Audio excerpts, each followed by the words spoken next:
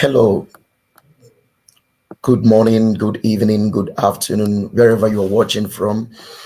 We are, first of all, I want to apologize for the little delay we had in the live streaming today. We are really sorry about that and we sincerely apologize. We are trying to make sure that everything is fixed. And so please bear with us. Please bear with us. So it's the day 3 of the Ambidextrous Generation Conference. It's been a wonderful time. And today we're going to be having a special academic symposium on securing funded graduate program in the United States. So wherever you are connected from, I want you to get your questions set, get every concerns you have set, because we have distinguished panelists that God will be using today to be a blessing to you wherever you are watching from. So can you move to the next slide, please? Thank you. Um,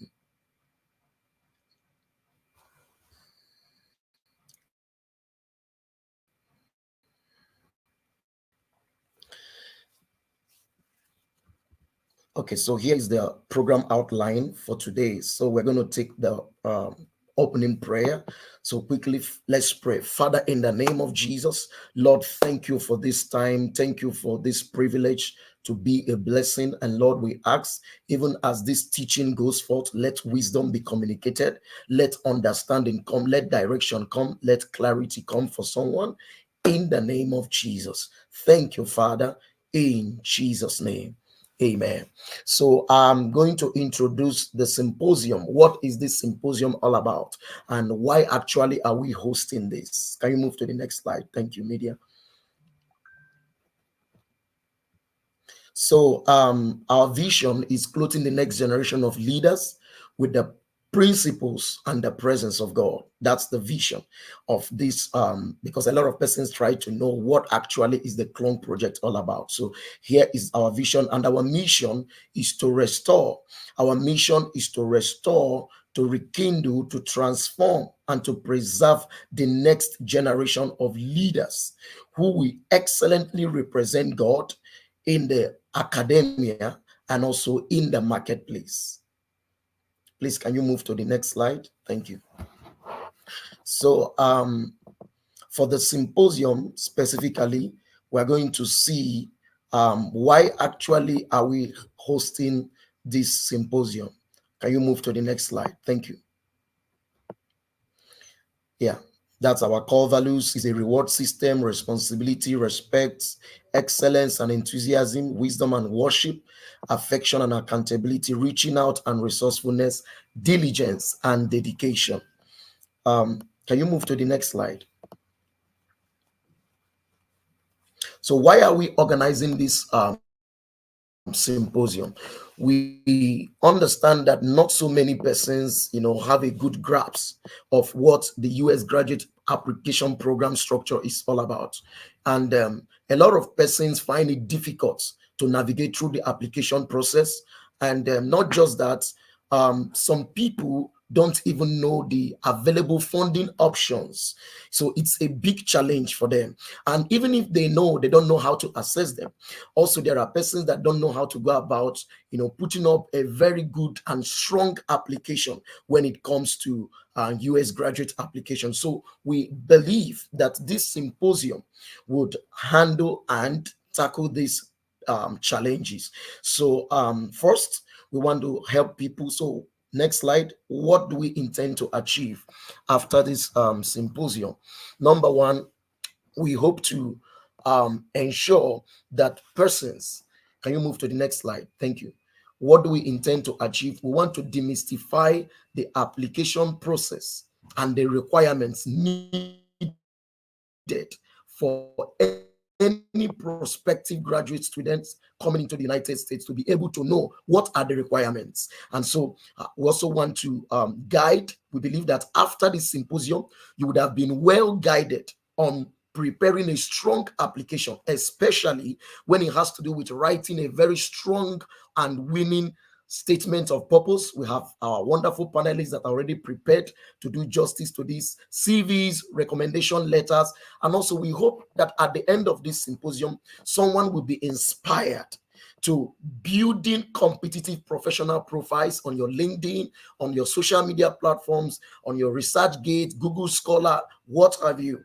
And then we hope that at the end of this symposium, someone will be enlightened to know the available funding options.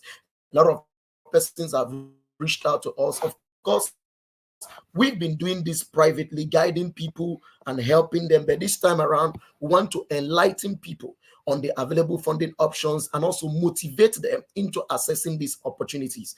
At the end of this symposium, we hope that people will be encouraged to pursue their graduate program here in the United States. So who are our target audience? Next slide, please. And who are the people we are looking at to benefit from this symposium? Next slide.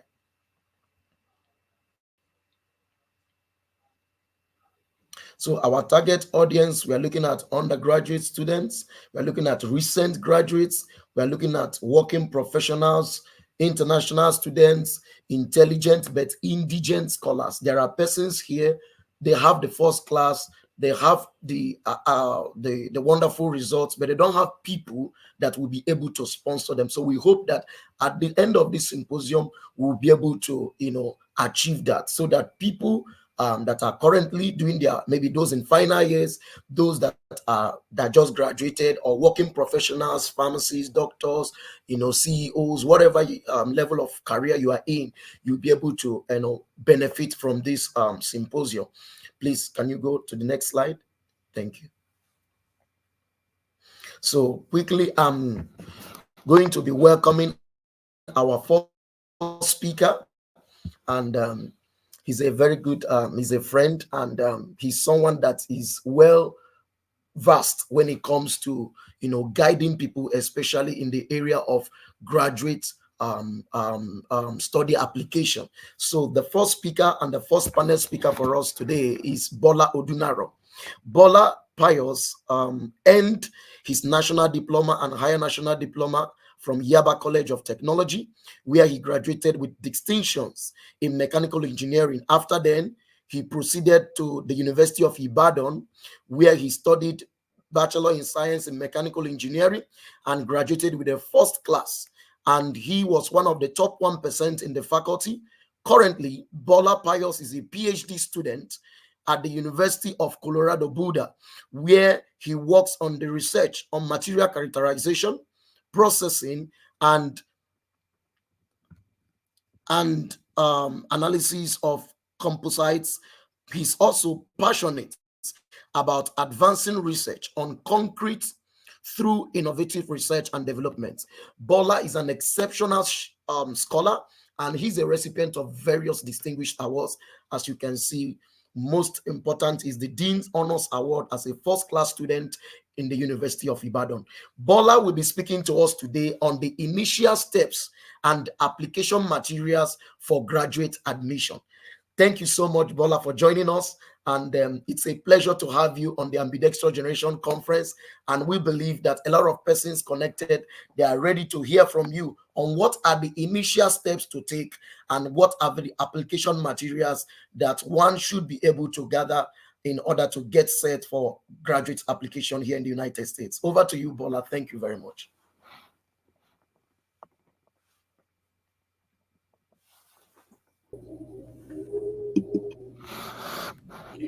Yeah, good morning, everyone. Can everyone hear me? Yes. Okay.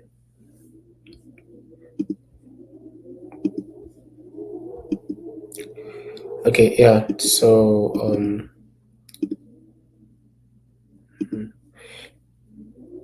can everyone see my slide? I think they need to like add my slide back.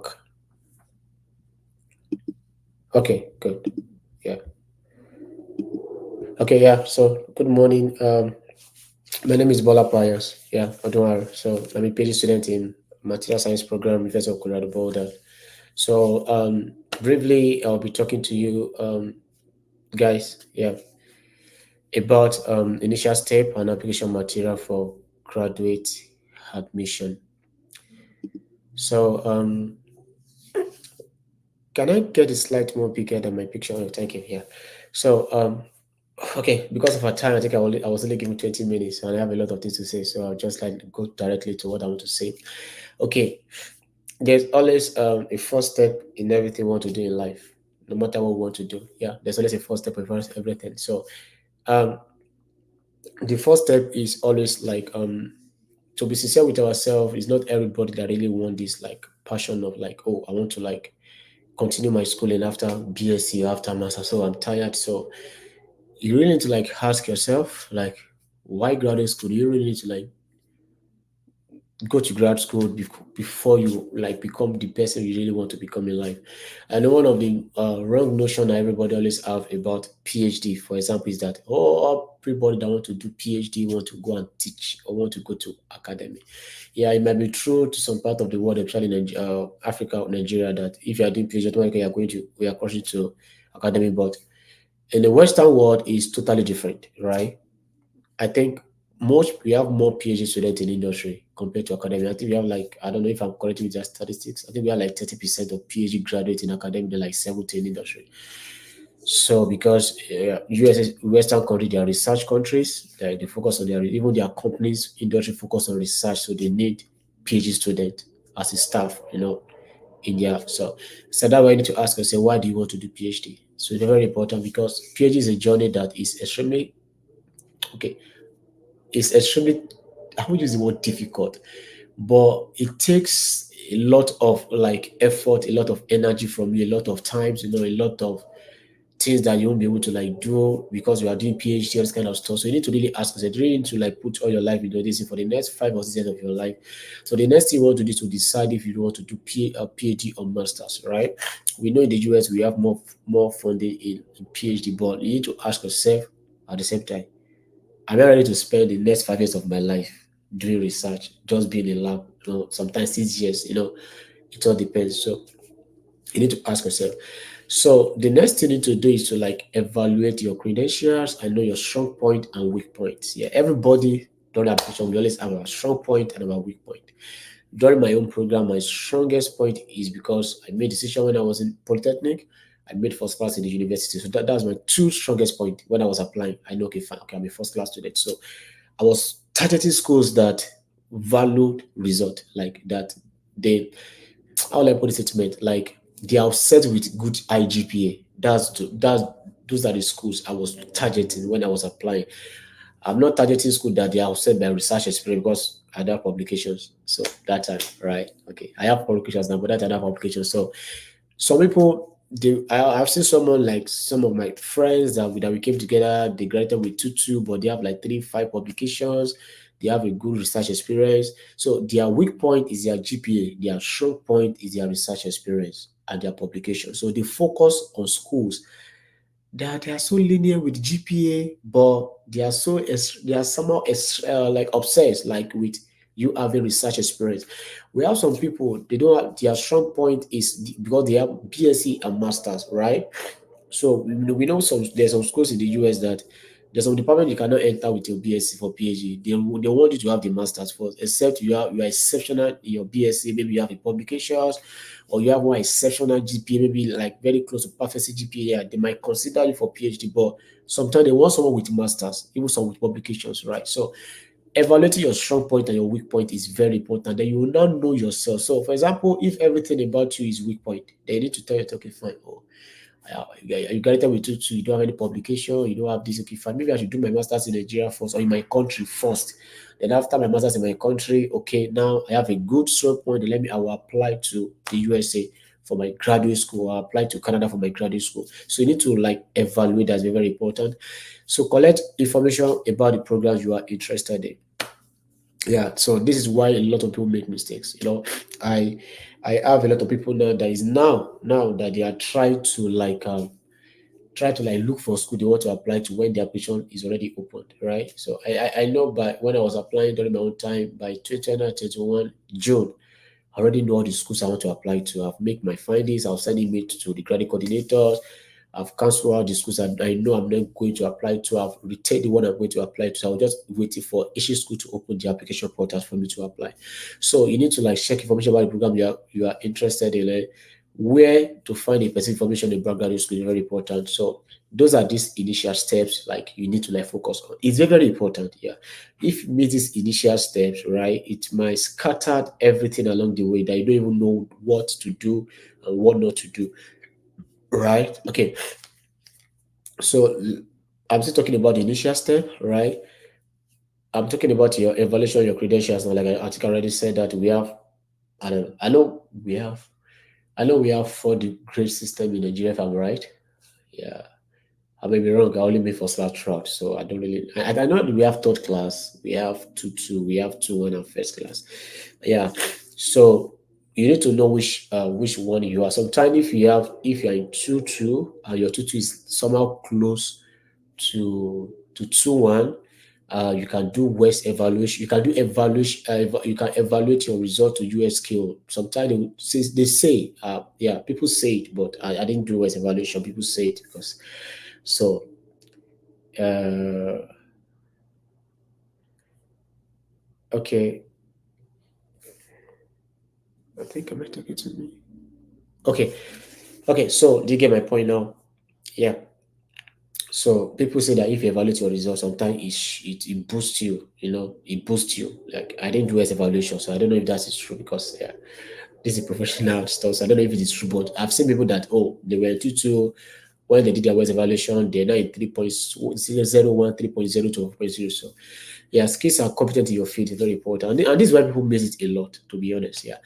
Yeah, by the grace of God and his strength, I've reviewed more than 500 SOPs, even which is like go to the US, CVs and everything like that. I noticed some people make a lot of mistakes. You see someone that want to apply, for example, to like a chemical engineering, and his case is putting his academic CV is bank tech.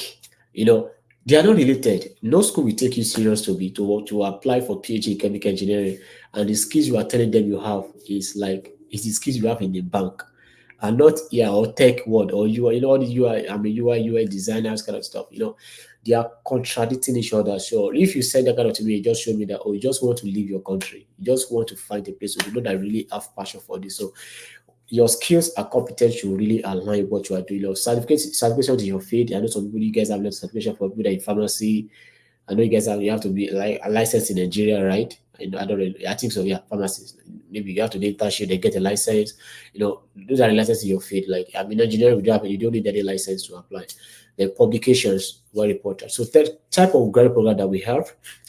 Sorry if I talk too far. I talk so fast. So if I'm talking too far, please tell me to calm down so I can reduce my speed of my talk. Okay, of the way I talk rather. So type of graduate program. We really have three type of graduate program in the US, even Canada, and some part of the country in the world.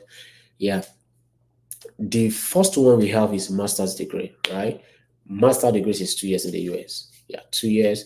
Then we have two type of master degree. We have thesis and not thesis. So if you have money, yeah, I know people if you are very rich, I know some people are very rich, they come for masters in notices, right? Okay, it's been 2 years now. It means that so that one sometimes it hardly come with funding, yeah.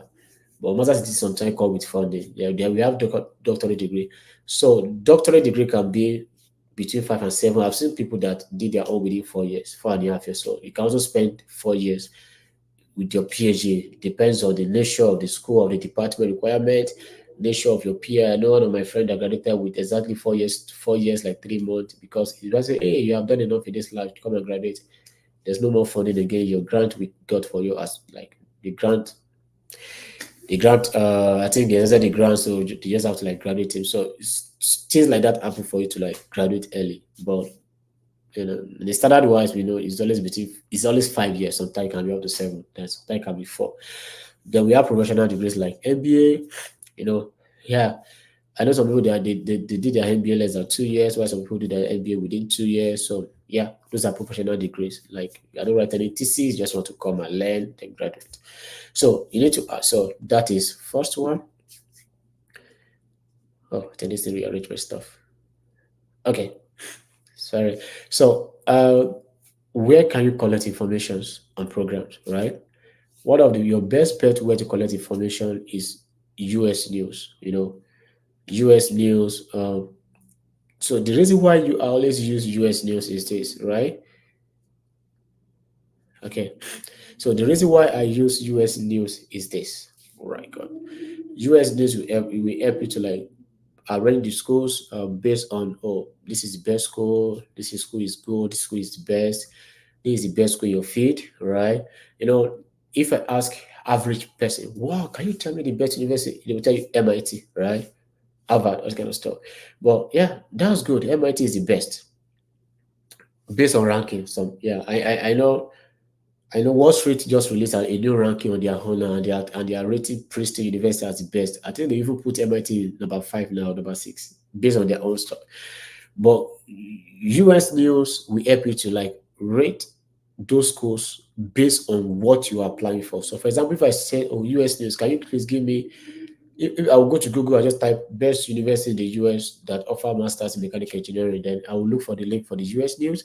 Then US news you get to rate them for me based on how strong the schools are. Right? I've seen a lot of department that even MIT is not even in top 20 based on that department. Why MIT is like number one in some department. So yeah, then people use graduateschool.com. People use That's a graduate school. But like I said, my own best bet is like what? Now, I did something during my application. Like I would like tell people like you have to be very smart. Sometimes those that get admission to the US are not really the smartest people during application. Sorry, they are not really the best students during application. Like in terms of GPA or something, they are the smart student. So you need to like I'm not talking about smart about book, but smart about application, right? Okay, so yeah, you need to like for example, US news give you like 200 schools as best schools as schools in the US that offer pharmacy, for example. I'm not in pharmacy, I'm just trying to use pharmacy, for example, because I'm using pharmacists when I started what what I'm doing. Now, it is unwise, let me put that statement, right? To just pick the first 40 schools on that list and started working on them. Yeah. Those first 40 schools are top schools. Like they might be some of them will surely be Ivy League, top public schools, top private schools, you know. It's very competitive to get in, right? Very competitive to get in, right? So and those are the schools that some people, even the US people, people maybe from nearby countries close to the US want to focus on. Then what I used to do is I will pick just five randomly I'll pick five out of from 1 to 50 I'll pick five, from 30 to 100 I'll pick around 20, from 50 to 150 I might pick like I think that time I think I picked like 50 or 60 schools. That's how I picked my school randomly. Then I started checking, then I started dropping them one by one, one by one, one by one, one by one, based on my profile, right? My profile may not be your profile, right? I know so for example, this is how I pick this is the first thing I used to pick my school. For example, my CGPA in 4.0 when I was applying was 3.86 over 4.0, right? That was my CGPA when I was applying. So we know that in the US, all schools say is 3.0 minimum you can apply for PhD, but that is not most department requirement for CGPA. So if you go to the department website and you check the admission, some schools are general they will put there that the average CGPA they gave admission to last year is 3.5. So they already tell you that they only want first class in their department. Simple, which means the school says 3.0 minimum, but the department is saying 3.5. So the department have their own requirement. School has their own requirement. Do you get the point? Okay. So that is one thing you need to learn. So I will check that. I know that all schools I've checked, I know I meet their GP requirement. So that's not an issue for me. But I know some schools they already talk about research experience publication. Publication, I will drop you out. Talking I should do this, I'll just drop you out. Then that's how I later went back to like 20, right? And my 20 scattered between 1 and 150 in the list of in the list of material science and engineering schools. Okay, so that's one of the things you need to like apply to need to be smart when you apply to schools. Okay, so things you need to do when you want to like check for school information. The first thing you need to do is to like visit the university homepage, right? Navigate to the website of the to the graduate program. So I don't really care about what the school is saying on their own website. My own concern is what the department is saying on their own website, right? So yeah, they always go to department website, and when you go to department website, you want to check three things. When you go to the department website, you are focusing on three things. The admission requirement, I always check it first. Once I'm saying unnecessary requirement, I'm dropping it. Oh no, no. I know myself. I don't what I don't have other people may have, and what I have some people may not have. So yeah, then I'm going to check their research. Right. Is the research things I really want to do with my life? Did I really like all this thing? Okay, I like it, good too. Three, I check how many faculty members are working on the research I want to work on. Once they are less than four, once they are less than three, I will drop it. I won't apply to that school. Because the reason is this, right? For example, we have only one professor that's working on what you want to work on. Yeah, the school might you might be lucky. The school might give you admission. The professor might want to say, okay, I take out this student in my lab. You can get the person admission. Then you don't like that supervisor. Yeah, maybe when you guys started working together, you guys will have good relationship, right? Maybe in the first month or the first semester, then you want to leave.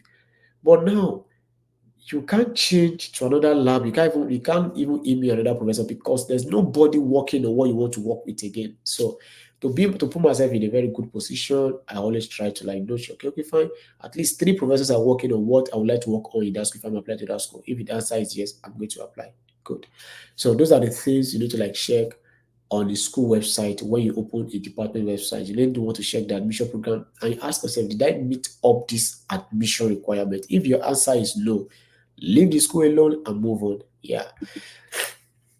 Okay, so like I said, these are the things I'm going to say. Yeah, I know some of you guys are running away from GRA. During my own time, I wrote GRA, I wrote TOEFL, right? So that was not really a constraint for me because I wrote two of them and I have a very good grade score in both of them. But like I said, I still did apply to a lot of schools because of some reason like masters publication.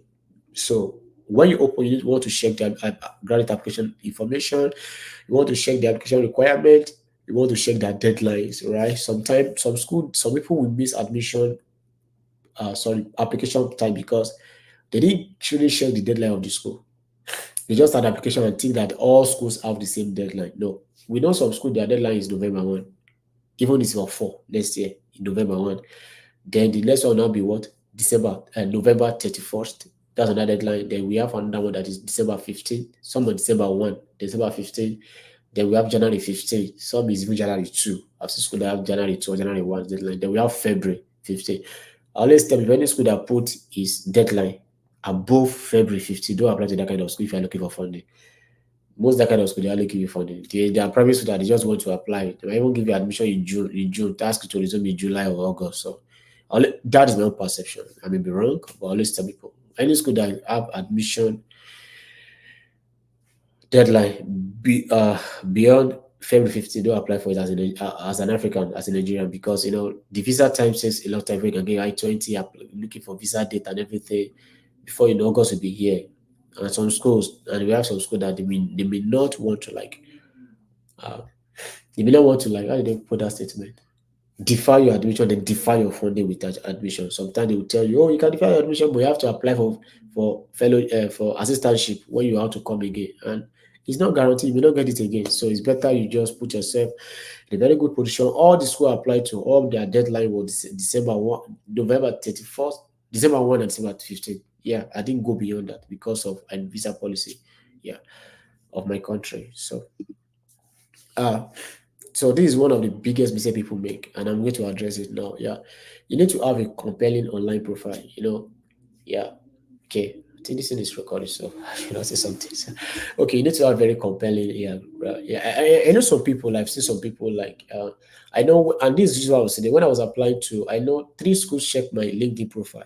Yes, no, LinkedIn will tell you, right? LinkedIn will tell you that someone view your profile, and that are the one of them like from University of Arizona, Arizona State University, and two other schools. Yeah, after like 3 days, I received offer from three, but rejection from one. They have acceptance from two. Yeah.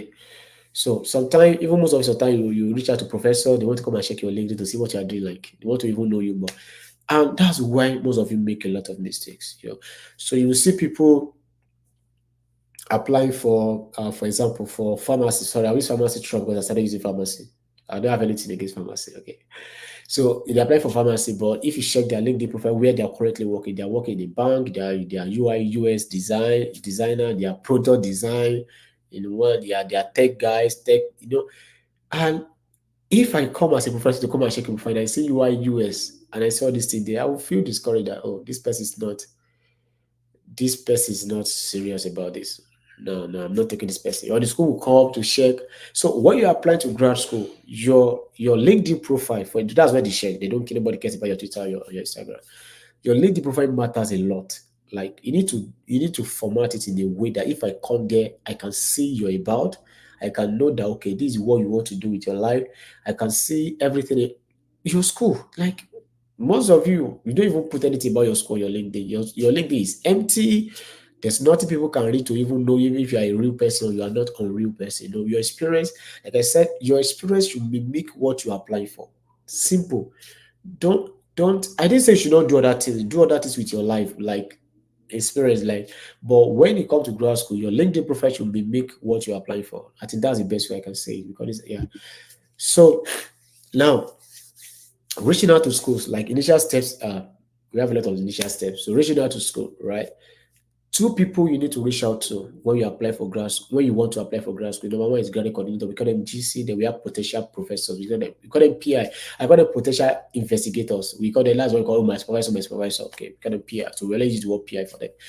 The reason why you need to like reach out to graduate coordinator, like I have one principle when I was applying to school. If a school credit coordinator choose not to reply my email, and I will never apply to that school. There's nothing you want. I don't know if I will apply to that school.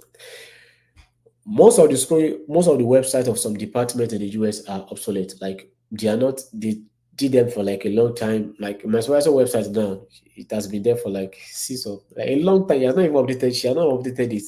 So and the information there is like they're obsolete. So the information there they are obsolete. Obsolete means that they're not really current what she's doing, right? So we have a lot of diverse, a lot of department. Um, the reason why I said that is that when you reach out to them, they are the one that knows the application requirement principles, what they want to do for the coming set of people. They know they are the delivery coordinator. And this thing will not, some things will not be on their website. So you need to ask them questions.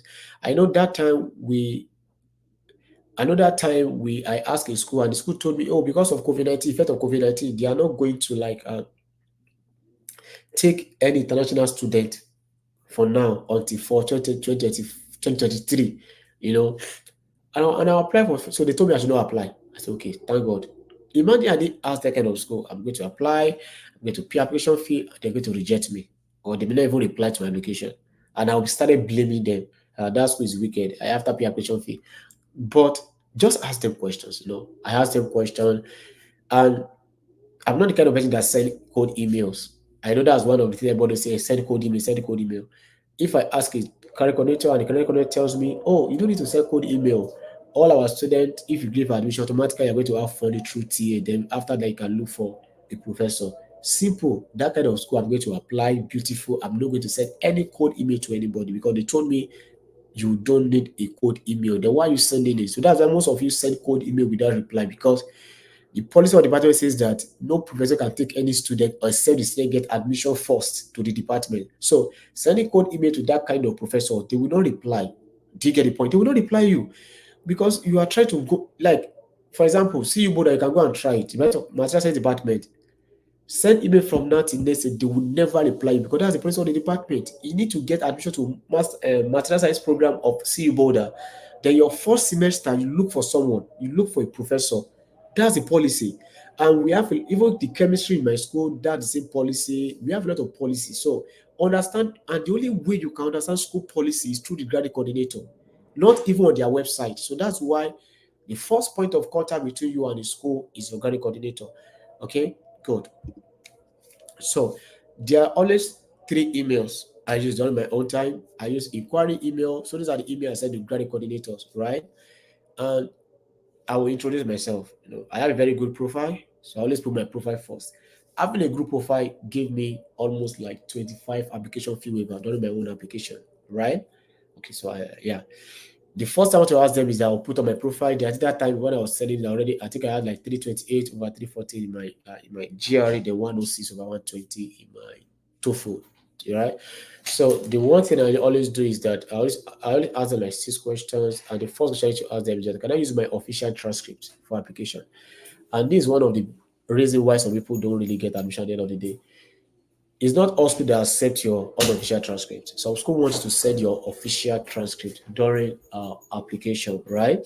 So, and you need to ask them. I know in school that I was applying, I've sent everything. I've even sent my recommendation letter until I want to submit. I then went back to go and read. I was looking for where to upload my transcript. I didn't see. I checked.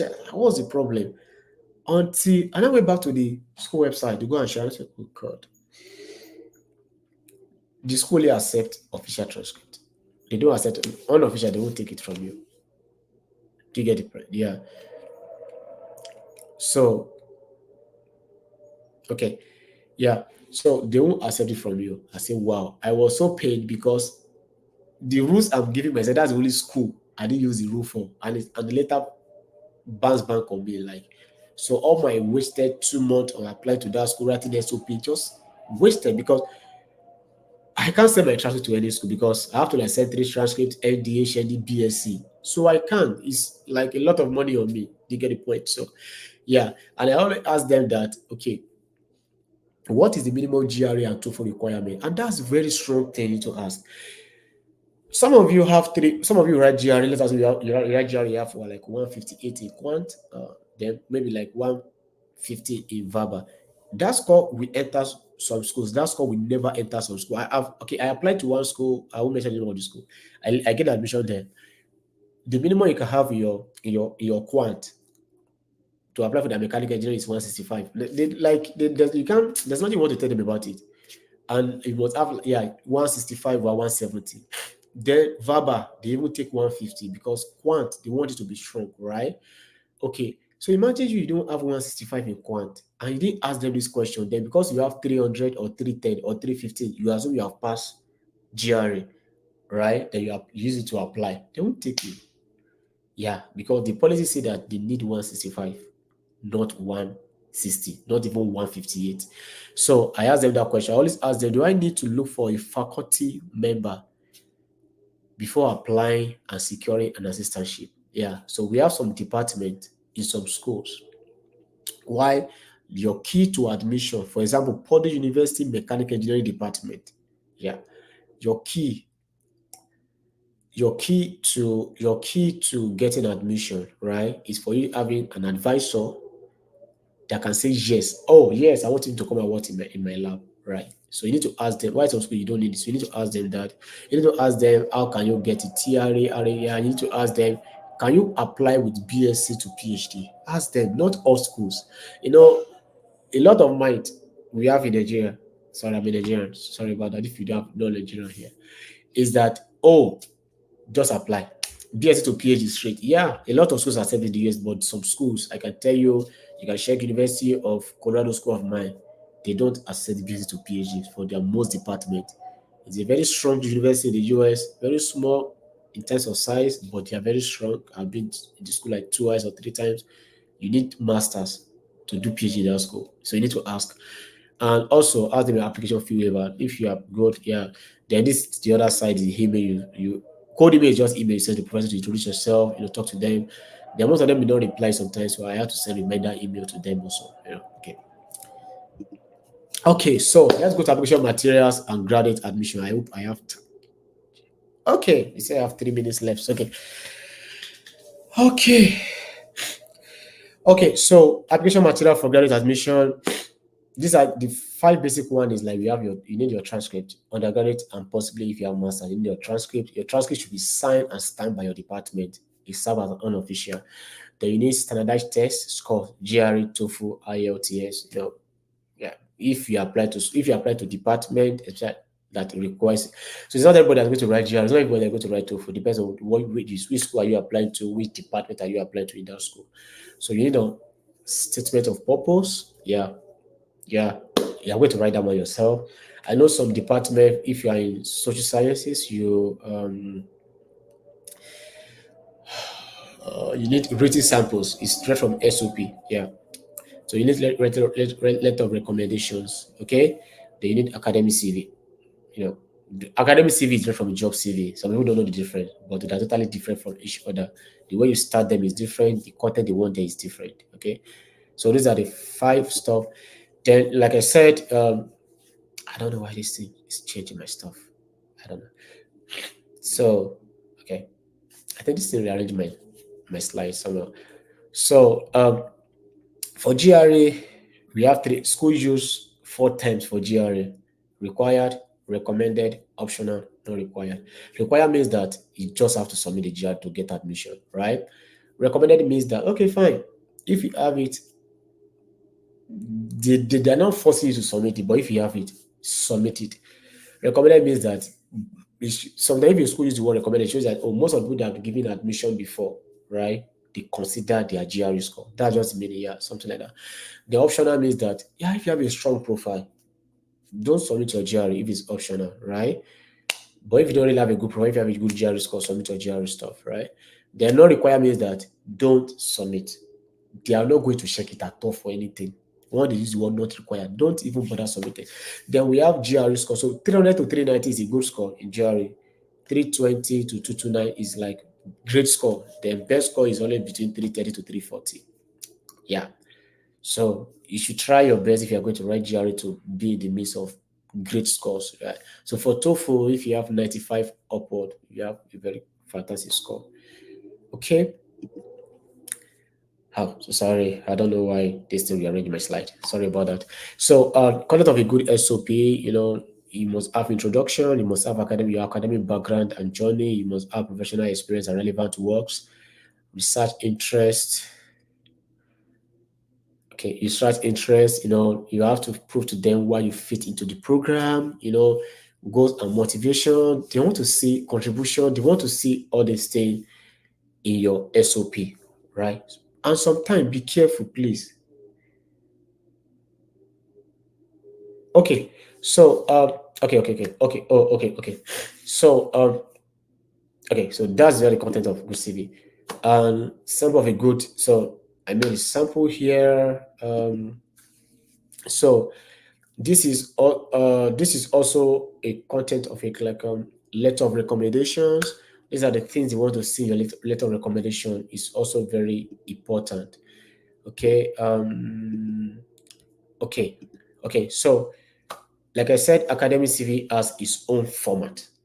So don't go and submit the CV you are trying to use to get a job in your country as your as a CV during your application because their content is somehow different. Yeah, academic CV content focus mainly on your academic background and your life, your everything about related to academic.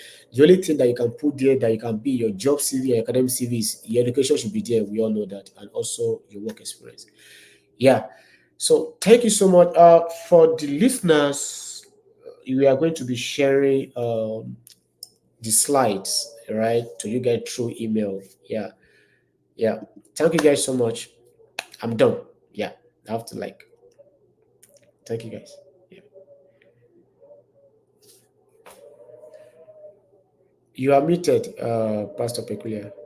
Thank you so much, Bola. That was wonderful. That was insightful. Very strong points there. And like Bola said, we are going to share the slide with every registered delegate. We appreciate your contribution to this. And Bola, thank you for setting the stage for the Okay, sir. next speaker that will be coming up. Thank you Okay. so much. We appreciate you. So there, Bola is still going to be around for questions. So we're going to take the questions at the end of all the presentation. So quickly, let's receive the presentation of Chinasa Ufondo. So I'm going to share just briefly about Chinasa.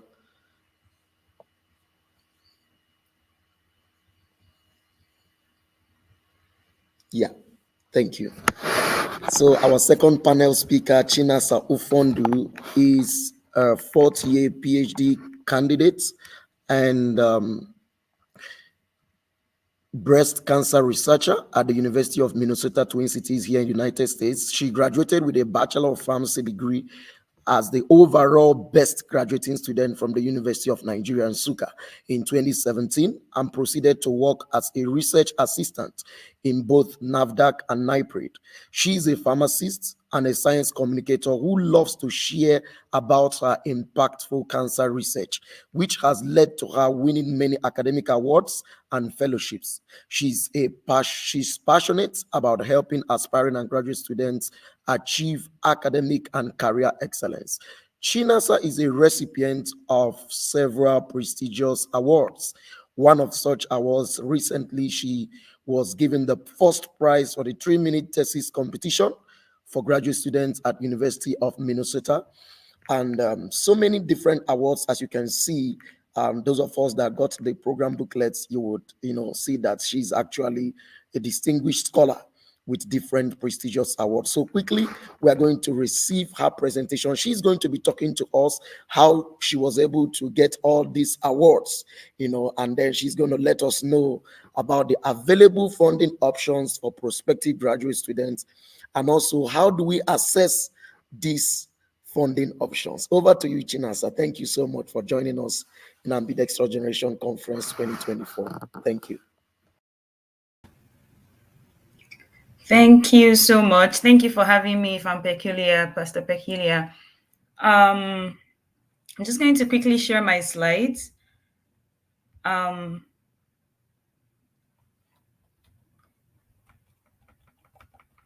okay. I assume everyone can see my slides. Okay. Um, Hello, everyone. I'm Famchina Salfondu, and I'm a PhD candidate, like Fam Peculiar said. I just want to go ahead to talk about the available funding options for international students and how to access them. I really love interactive sessions, so I'm hoping that everyone that is joining us online would be, able to ask their questions on the chat, react with emojis. If you're confused, look for a confused emoji and put it there. Just, I would love this to be as interactive as it can be because it's meant to be a feedback kind of presentation. But anyway, before I start to talk about the details of my slides, I want to just, personalize this presentation to say that in June 2020, I had actually applied to a bunch of universities, and I I had this challenge that I got rejected from all the schools. I don't know, some can I see my slide in full screen, please? Um but anyway, I applied to a bunch of universities, and I got all of them rejected. And I remember being in that situation where I just felt like, what was wrong? What is going on? Why? Oh, I got rejections, but I had one that was non-funded for a PhD.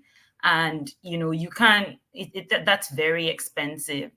So anyway, fast forward to today, I was able to get a lot of offers, and then I'm here studying, doing my PhD. So this backstory is just to let you know that it's not an easy process, but God, put in the effort, put in the work, and trust God, and things would work out. So, um, the first of all, what are the funding options available to you? So, Bola has already talked about, the initial steps that you need to take to move on to graduate school or to apply. And then my role here now is to talk about what are the funding options that are even available to you. And, we have assistantships.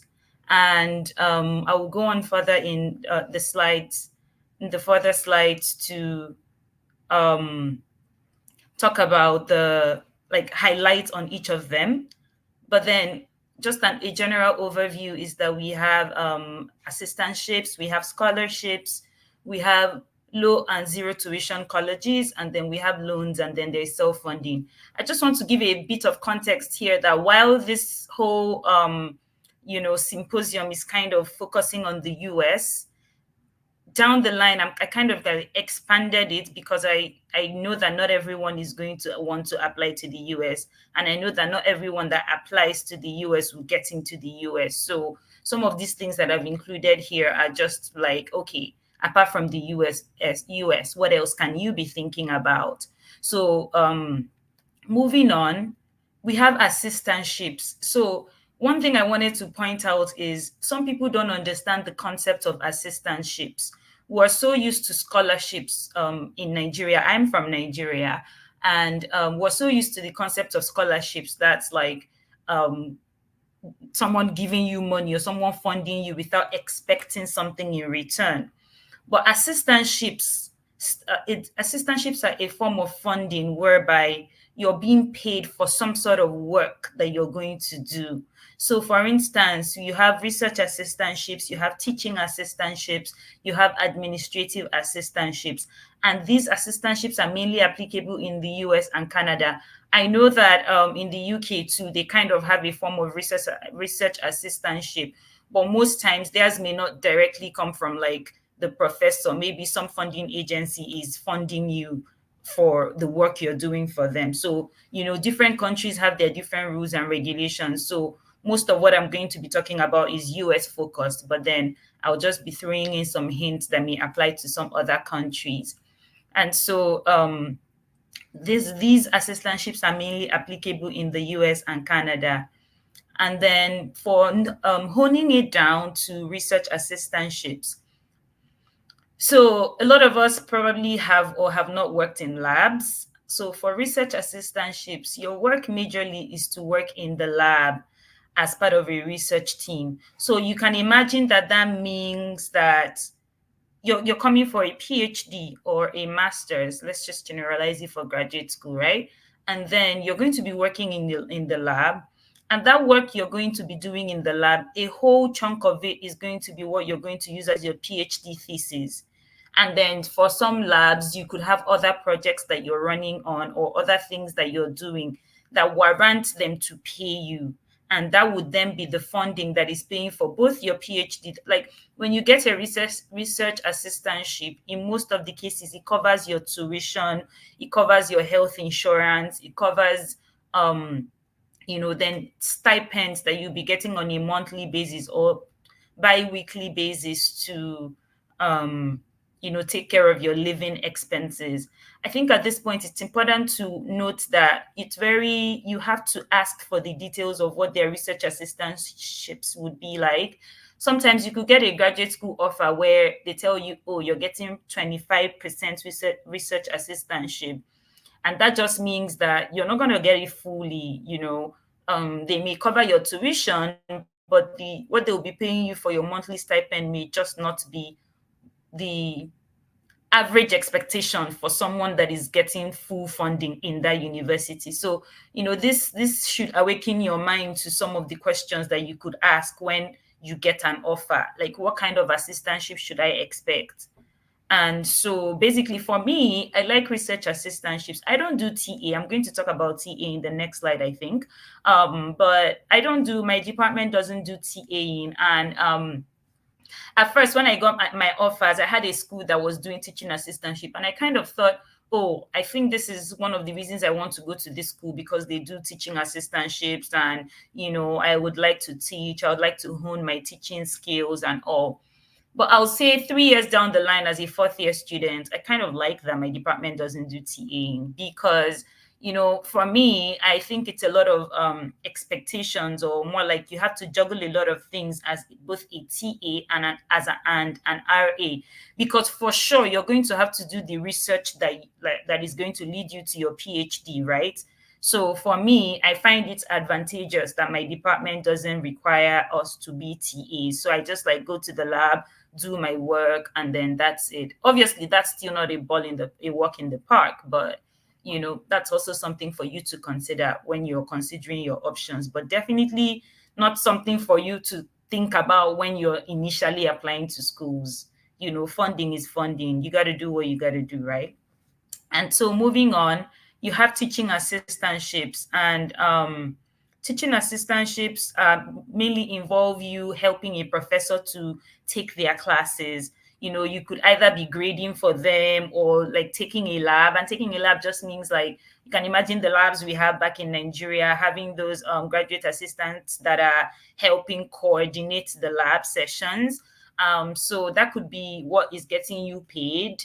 And when you're a teaching assistant as well, they can pay your tuition, also afford you some of those other perks like the health insurance, and also pay you some stipends. I already talked about teaching assistantship before, and some programs actually make you do teaching assistantship for the first year and the second year, and then go ahead in your third year to be a research assistant. So it's just for you to know what you're getting yourself into and set your expectations right.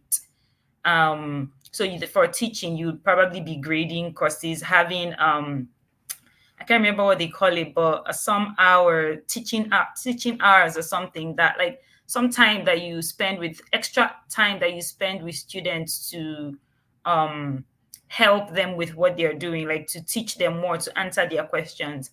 I've kind of missed the name for that, but that's also something. So I don't know if I already mentioned it, but the expectation for these assistantships is actually that you give in at least 20 hours of your time. At least on paper, that's what it is. For research assistantships, you would have to most likely give in more because PhD just requires you to give in more.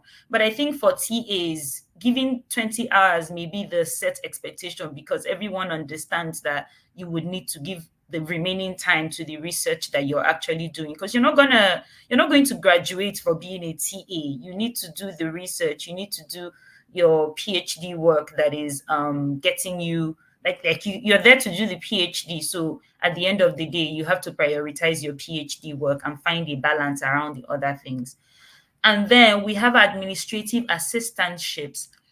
Um, so for administrative assistantships, some schools, or maybe when you reach out to professors, imagine you reach out to a professor and a professor says, "Oh, sorry, I can't fund you."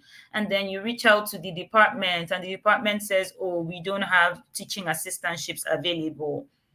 One thing you could explore is the option of administrative assistantships. And that just means, and honestly, personally, I wouldn't even advise a PhD student to be exploring this option, but you know, that's just my opinion. And the reason I say that is I feel like if it's more for master students that are there for the short term, 2 years, 3 years. An average master's in the US is 2 years.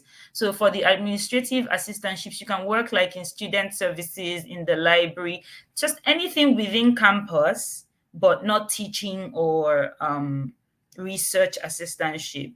And the reason I kind of don't advise a PhD student to do that is most of the time the administrative tasks are not really going to be things that are building up to your CV. Of course, I give you a disclaimer that depends on what you want, like what you want to do after your PhD. But on a general note, I think teaching and research are the two things that can, actually serve as good work experience while doing your PhD. So, but if you're going for a master's, or if it's a situation where, oh my God, I don't have funding, but I want to go on to do this, then of course you can explore the administrative assistantship option. And then we have scholarships. In the US, technically nothing is free, right? So the idea of scholarships in the US is actually harder to come by than the idea of assistantships, at least at the graduate school level. I think at the undergrad level, people are more likely to actually get scholarships that they don't necessarily have to work for. You just get the scholarship, and that just means free tuition, maybe some more money to take care of some, school expenses, living expenses here and there. But I think at the graduate school level, what people would call scholarships would be fellowships. And fellowships are just like um, grants that you don't necessarily have to account for time. Like you could get fellowships that just means that some other person is paying for your time. And those are harder to come by. And when you have fellowships, I feel like getting fellowships gives you more leeway with your choice of advisors.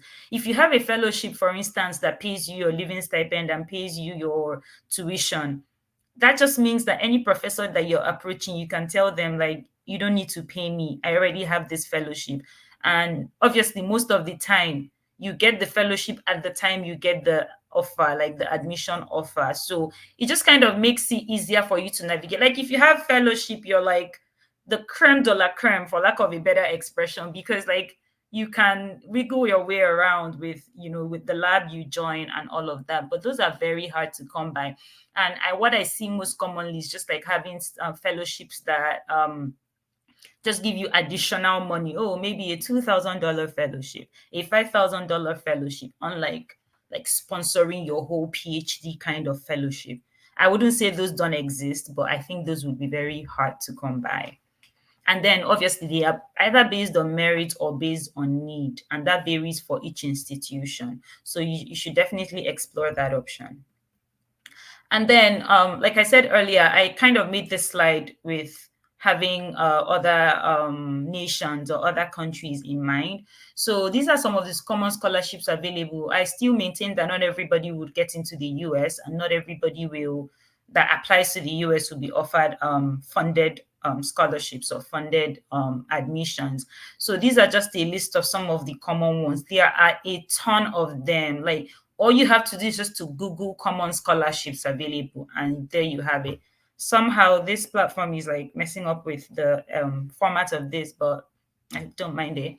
But we have like, the Fulbright, Commonwealth Shared, Chevening, Rhodes, Gates, MasterCard. I think I applied to almost everything here apart from like Fulbright and maybe Gates. But for the other ones, oh, and Rhodes as well. So one thing to note for some of these scholarships is that some of them have terms and conditions. I remember something like Rhodes Scholarship. At the time, I couldn't apply because they had, I think, an age limit. Um, that was many years ago, but then that's also something for you to look out for. And then you have Commonwealth Share, those are mainly, and Chevening, those are mainly for UK institutions, and I think those require you to get admission while applying, or at least get admission just immediately after you get the offer, or just be in the process of getting admission from the universities. And MasterCard, I think I applied for MasterCard and I kind of got waitlisted on that. That was not a very stressful process, but that's also something to consider for Canada. And I think there's a MasterCard for the UK as well. So these are just like random options that you have. There are a lot. You have like MEX for, I think, Japan. You have so many options out there for you to explore for scholarships. But most of these ones that I listed, I think, are for masters. But sometimes it helps to just get your foot in there, and then from there you can make progress. And then I included this. That's not funding, but sometimes we have to realize that there are a lot of people that are in their home countries and are just looking for means to actually get to go to school. And some European countries actually offer you low or zero tuition opportunities. I've seen people make posts about France and Germany, and how the tuition rates there are much lower, and then that way you can get to their tuition rates are lower, so that way you can get to actually go there without spending a lot of money. But in this kind of case, you have to take care of your living expenses. But the con is that you probably have to learn a new language, and so, but that could be fun too. You can add that to your CV. It's just different strokes for different folks, but definitely look into some of these countries and see if they offer you what you want at low tuition. And then you can take loans.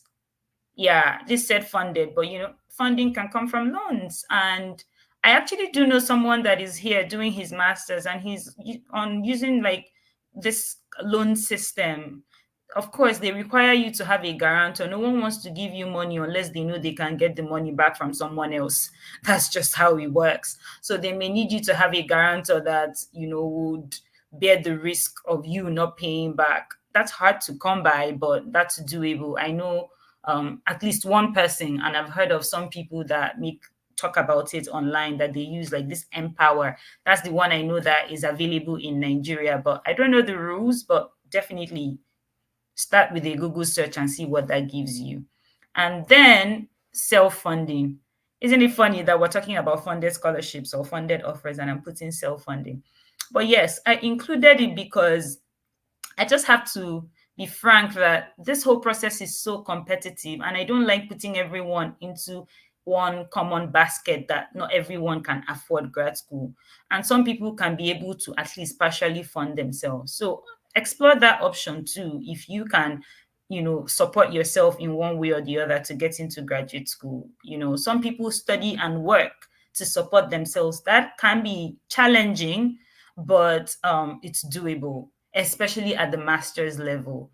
And it's probably harder to find a way to balance both, but it's doable. And then how to access these fundings, put in the work. Honestly, for this slide, I think Bola already did justice to doing the work. You can cold email professors, but like he said, make sure you email the graduate coordinator first to see if there's even value in cold emailing professors. Then apply directly to the schools or for the scholarships, and then go ahead to put in the work. Write your SOP, write your CV. I think the subsequent speakers are going to throw more light on these things. send your transcripts, get great recommendation letters. I cannot even talk about recommendation letters because someone else is going to talk about them, but you should shoot your shots, but don't shoot random shots. Aim high, put in your best, package your application well and be confident about what you're putting out there, and keep trying, right? It's not an easy process. And then my last words would be persist in the race. You only need 1 year. And I think this is where I kind of rope it back to say, I started with a story that I applied to a lot of schools in my first round of US applications and I got rejected. And I think what's important to know here is that, like, don't get it twisted. I didn't think I was going to get rejected. At the time I was applying, I was like, best graduating student, y'all should take me, but I did not get accepted. So it just gives to say that it's a very competitive process. And like Bola already said, you have to know your strong spots and you just have to go ahead to like keep trying, persist. And you just need 1 year because even if you get 5 offers, you're still only going to go to one school. So be prayerful about it and trust God to like guide your steps. And to end, I'll say thank you so much for listening. You can learn more about like graduate school stuff. Follow me on LinkedIn. I share more on like just how to navigate this whole process and also just how to survive the grad school process. So thank you for having made it this far, and I hope you ask your questions later. Awesome. Thank you so much, Chinasa. Look at that last word, persists. You just need 1 year. So that's one of the rules and principles for achieving success. You have to persist. So don't say, oh, this scholarship thing is too difficult. It's not something to, for one to easily get. Yes, like she shared her experience. It wasn't an easy journey, but it's possible. It's very, very possible. Every one of us here, we all have our different experiences. We all have our different routes that we came. But we just want to encourage you out there. It is possible to get fully funded programs. So the different channels, her slide will be shared to everyone that registered, and you're going to go through everything that she talked about. And like she said, you can follow her on LinkedIn for other aspects of undergraduate and what they call it, graduate study application. Thank you so much, Chinasa. We appreciate your time. We appreciate your efforts, and God bless you. Thank you.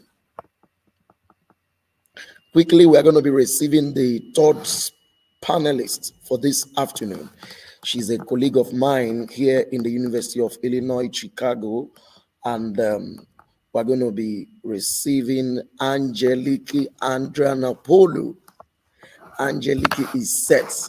Chinasa talked about having a very strong statement of purpose and personal statements. These are very important documents when it comes to applying to graduate program in the United States. So we have someone here that is ready to do justice to this topic.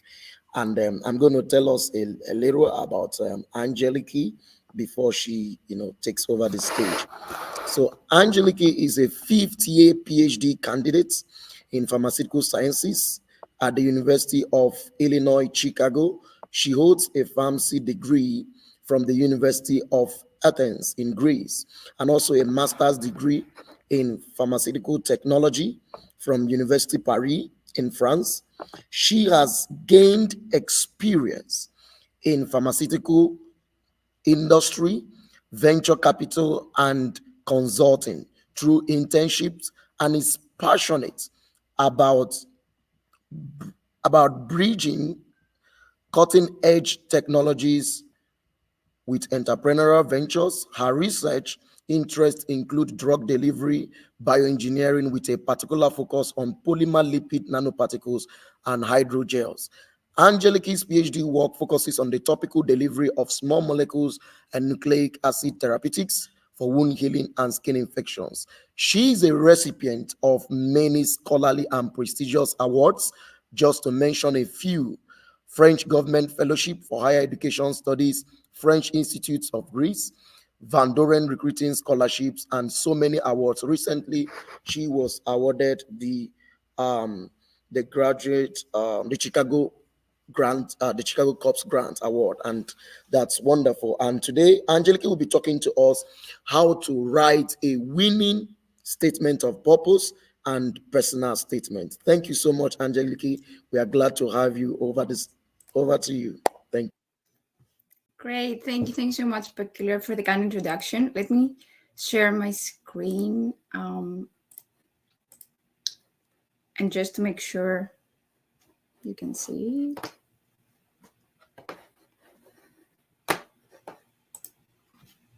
Okay, it's coming up, I think. Okay, should be able to see it, right?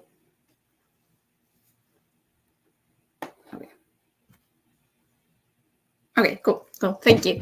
Yeah, so hi everyone, my name is Angeliki, and I'm a PhD candidate in pharmaceutical sciences at University of Illinois, Chicago.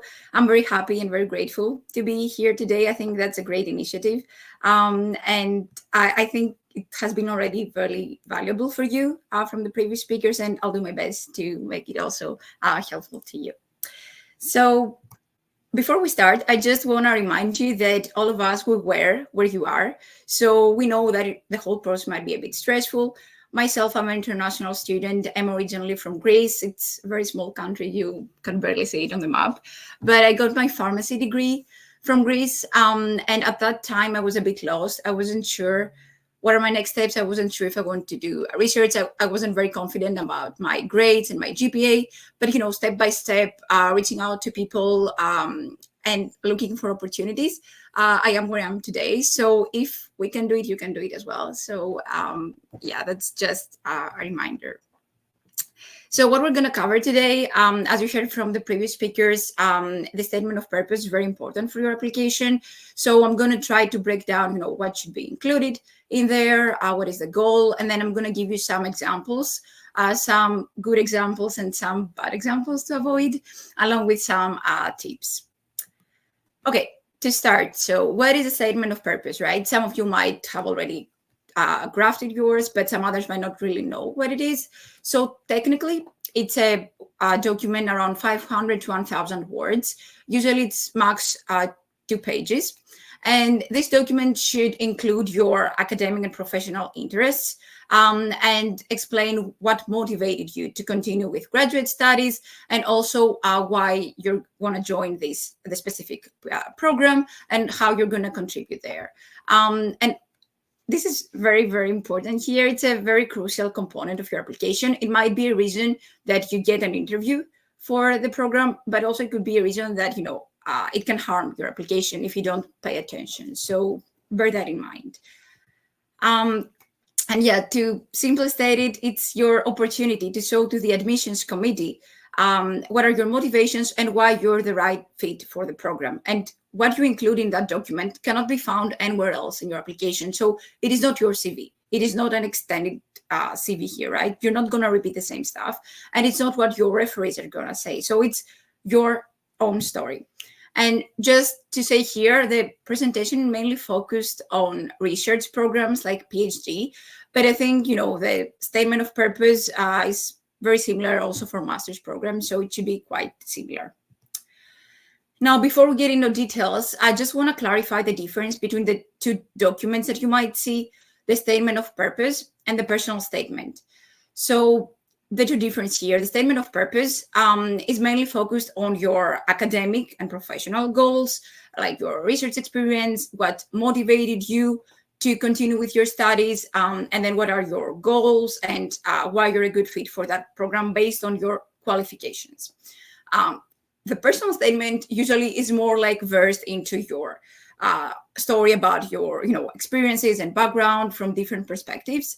And it's your opportunity to share stories about any challenges you have, how you overcame them, and show your motivation and determination. And it's also your opportunity to share your own perspective and how you can contribute to diversity into the program. But again, these are very general guides, so I would always recommend, highly recommend, to check the guidelines for the specific program you are applying for, because they will specify what they're looking for, what they want in the statement of purpose, if they want a personal statement. So keep that in mind. And for the sake of time today, I'm going to focus more on the statement of purpose because usually that's the one that is always required, and the personal statement might be an additional document, but there are many resources out there for that. So, okay, where to start, right? For drafting your statement of purpose. First, as you heard from the previous speakers, it needs to be tailored to the specific program you are applying for. So don't think you can start with, oh, I can write a document about myself and about my goals, and then maybe I can change the name of the university and I can send it to all the schools. No, don't do that, okay? I would suggest pick maybe your number one option first and start drafting based on that. And for that, as you heard, you need to do your research about the specific program. So go into their website, see what they offer, reach out to faculty. You can reach out to faculty or students. You got some tips before about that. You can even inquire about info sessions. I know now the fall, lots of PhD programs, they have virtual info sessions. So that's a great opportunity to learn more about the program. Because remember, the goal of your personal, like your statement of purpose, is to show you're a good fit for the specific program. So this means you know a lot about the specific program. And then once you have gathered this information, you can explore some examples online to get some ideas, and then you can start outlining your ideas. I would suggest start answering very basic questions like, why do you want this degree? What are your research interests and focus? What are your goals? What are your qualifications, right? And one recommendation would be to just start drafting these ideas, like very simple words, very simple terms. Don't wait to find the perfect intro sentence, the perfect intro paragraph, because I know some of you might not have like English or the first language. That was the case for me. So you might be struggling, but just draft the document and then you're going to refine it so many times. So don't worry about that. And yeah, I think you heard that before. So it's a really long process. Start early if you're planning to apply for 2025. I think now, like September is already like the perfect time to start all your applications if you haven't started already. Okay, and then now moving more forward to the SOP, the outline here. As I mentioned, usually it's max 2 pages, but again, check the guidelines of the program. Usually you start with an introduction paragraph, which you're going to introduce yourself, your background very briefly, your motivation, and then your research interests. And then in the main body, where you're going to talk more about your experience, you're going to give specific examples, your goals, and then why you want to join this specific program. And then in the conclusion, you have a summary paragraph. So in the next slides, we're going to break down all of these points. So starting with an introduction paragraph. Now, remember, the SOP is basically a story of you, right? So it's a narrative. So you want to start with a strong paragraph to talk about your background, your motivation, but be very specific. So here you can address, how did you realize you want to focus, for example, on research, or you're going to do a master's, right? It might be based on your previous experience, based on some coursework, based on a personal story. I'm going to talk a lot about that, so you need to be a bit cautious here. And then you're going to also address what you hope to achieve during these studies. Now, some important tips here: avoid any fancy intro sentences. You're not writing a novel, you're writing a professional document, so keep that in mind. Avoid starting a childhood story and being very dramatic. So this is something I was also advised from the admissions committee in our program. I know that you might have actually a personal story that motivated you to continue into research. Maybe a relative of yours was sick, and that's what motivated you to study this disease. That's totally understandable, and every experience is unique. But if the admissions committee sees 100 unique stories, at some point, it's not a competition whose story is more touching or more dramatic. So I will share a couple examples of how you can introduce that, but be cautious here. It's not a dramatic story, okay? So let's see one example of an intro paragraph that I would suggest to avoid. I'm going to go through it a bit quickly, and we're going to share the slide so you can see it. Okay, so I have always been passionate about understanding and addressing substance use disorders. Seeing a close friend of mine struggling with this disorder grew my motivation to pursue research in this field. I'm excited to apply to this PhD program. where I can further explore my interest in developing new treatments. Well, okay, I have highlighted here the issues. So, they're using some general wording, how passionate they are. Everyone is passionate about, that's why they're applying. And then, they say that this issue here with their friend motivated them. I would suggest don't go that way. I'm going to show you how you can twist that, in a better way. So you can start, for example, in 2015, then NIH reported that about 10% of Americans have at some point had drug use disorder, and the majority did not receive treatment. Furthermore, 40% of people with a substance use disorder have a medical condition and there are no effective treatments. So do you see here, you can start with a statement, right? The problem that is out there, and a critical need you're interested in. Then you can continue. For the past 3 years, I worked in the biotech industry developing novel treatments for rare genetic diseases. So you can also introduce yourself, maybe 1-2 sentences about your background. I also know firsthand the impact that SUD has on the person and their families. So here, do you see, just with that sentence, you introduce this personal touch. So the people, the admissions committee know that, oh, they also have a personal story behind, so they have another motivation. And this is enough here. You don't need more emotion, okay? And then you can continue, and this is why I want to, to apply to this program, and what is your goal, okay? And then after the intro paragraph, we continue to the main body. And here is where you're gonna start crafting about your qualifications. So what you're gonna include here is any relevant experience you have. So it can be internships, research experience in a lab, maybe you were just volunteering, publications, presentations, conferences, anything relevant. And then you're going to give examples on those, and I'm going to show you how, and you're going to elaborate what you learned from those experiences. This is the important thing, right? And what skills you developed. And here you can also include your goals. Now, some tips here, you're not going to just list facts or technical skills you have. You're not going to repeat your CV, basically. Don't just say, oh, I did research project and I learned these 10 techniques. No, they can see that in your CV. And if you have maybe 4 or 5 experiences, I would suggest try to use maybe 2 or 3 that are most relevant to the specific program you're applying for, okay? And you can change it accordingly for each program. So let's see one example here. During my research at Dr. Who Lab, I developed a novel assay to monitor mRNA nanoparticle integrity, blah, blah, blah. I hypothesized how specific structural features, blah, blah, blah. So, you introduce what was the problem. Using size exclusion chromatography, blah, blah, blah, I assessed the stability. So you can include a technical term here, especially if it's something not so common in your field that, you have kind of expertise into that. And then you can continue with the findings. Our findings revealed that higher cholesterol content, blah, blah, blah. We also discovered that. So the point here is that you can summarize in a concise way the results, okay? You don't want to get into much detail about protocols, but just, the hypothesis, maybe a technical interesting part, and then what you discovered. And then you can highlight, for example, if you had a publication out of it, a conference presentation. So for example, I presented these results at a conference, leading to a collaboration with another research lab. That's something important. You can highlight that, even if it's in your CV. So yeah, and the tip here is basically to highlight the outcome of your work, not just what you did and the methods you used. They can see it in your CV. Okay, what else? Maybe you don't have that much research experience. What else can you highlight in that main section to show your qualifications?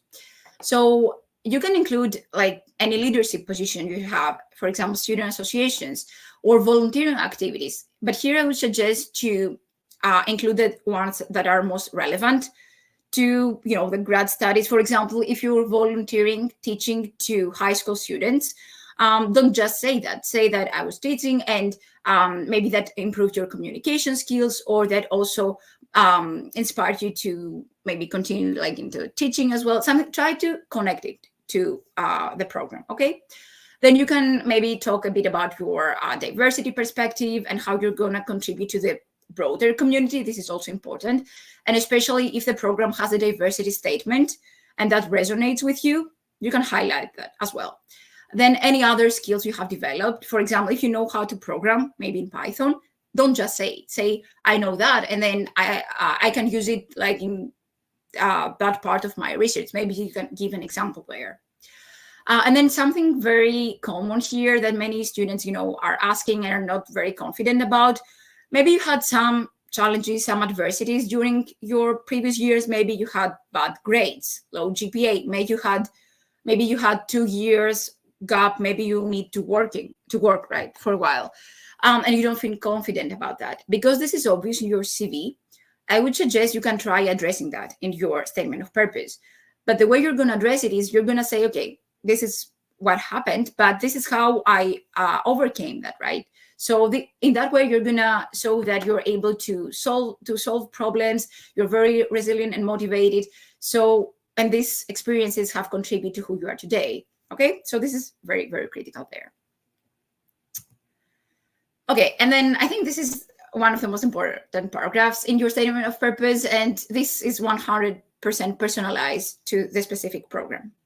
So here you're going to say why you're going to apply to this program and why you're a good fit for this program. So why do you want to join this program? Here is where you need to do your research, identify labs. If it's a research program, identify maybe 2 or 3 labs you're interested in working with. Or you can also highlight some aspects of the program. For example, if they have lab rotations, this is something that is important for you because you get to know the faculty and the labs before you join the lab. So you can even highlight that. Or as I mentioned, the diversity statement they have. And then you need to say not just what you're going to get from the program, but also what you can give to the program, how you can contribute to the program. This is very important here. And I think you heard before from the panelists that you can reach out to faculty and students, but please, if you do that, do your research before and try to have very specific questions about them, maybe about their work or about the program, because it has also happened to me to have a student asking me, oh, what do I need to apply? Or, oh, what is a statement of purpose? So at some point, that's a waste of time for me, and especially for a faculty, right? And it's a really bad first impression. So try to make that conversation very informative. And here is an example of, that paragraph. Of course, it can be more extensive, but just to show you here. So I believe that Horizon University, advanced laboratories, and esteemed faculty are essential for achieving my goal. Dr. Who's work on antibody drug, blah, blah, blah, aligns with my interests. And additionally, I'm interested in Dr. White's work on blah, blah, blah. So the problem here is that, this is very generic, and you don't want to tell them that they're a top university, a top school. They know that. You don't have to restate it, okay? And it's not a reason to join a school, the high ranking. And a tip also here that we've heard also from our committee in the program is if you choose like 2 or 3 faculty you're interested in, try to find a common theme, a connection among them to show that, you have a research focus. It doesn't have to be very, exactly the same topic, but like something in common. Because if they're totally different, it might show that you don't really know what you're interested in. You just want to get anywhere. So this might actually harm your application. So again, keep that in mind. And then, so the good example here, you can twist it a bit to say, okay, the PhD program at that university aligns with my interests and skills.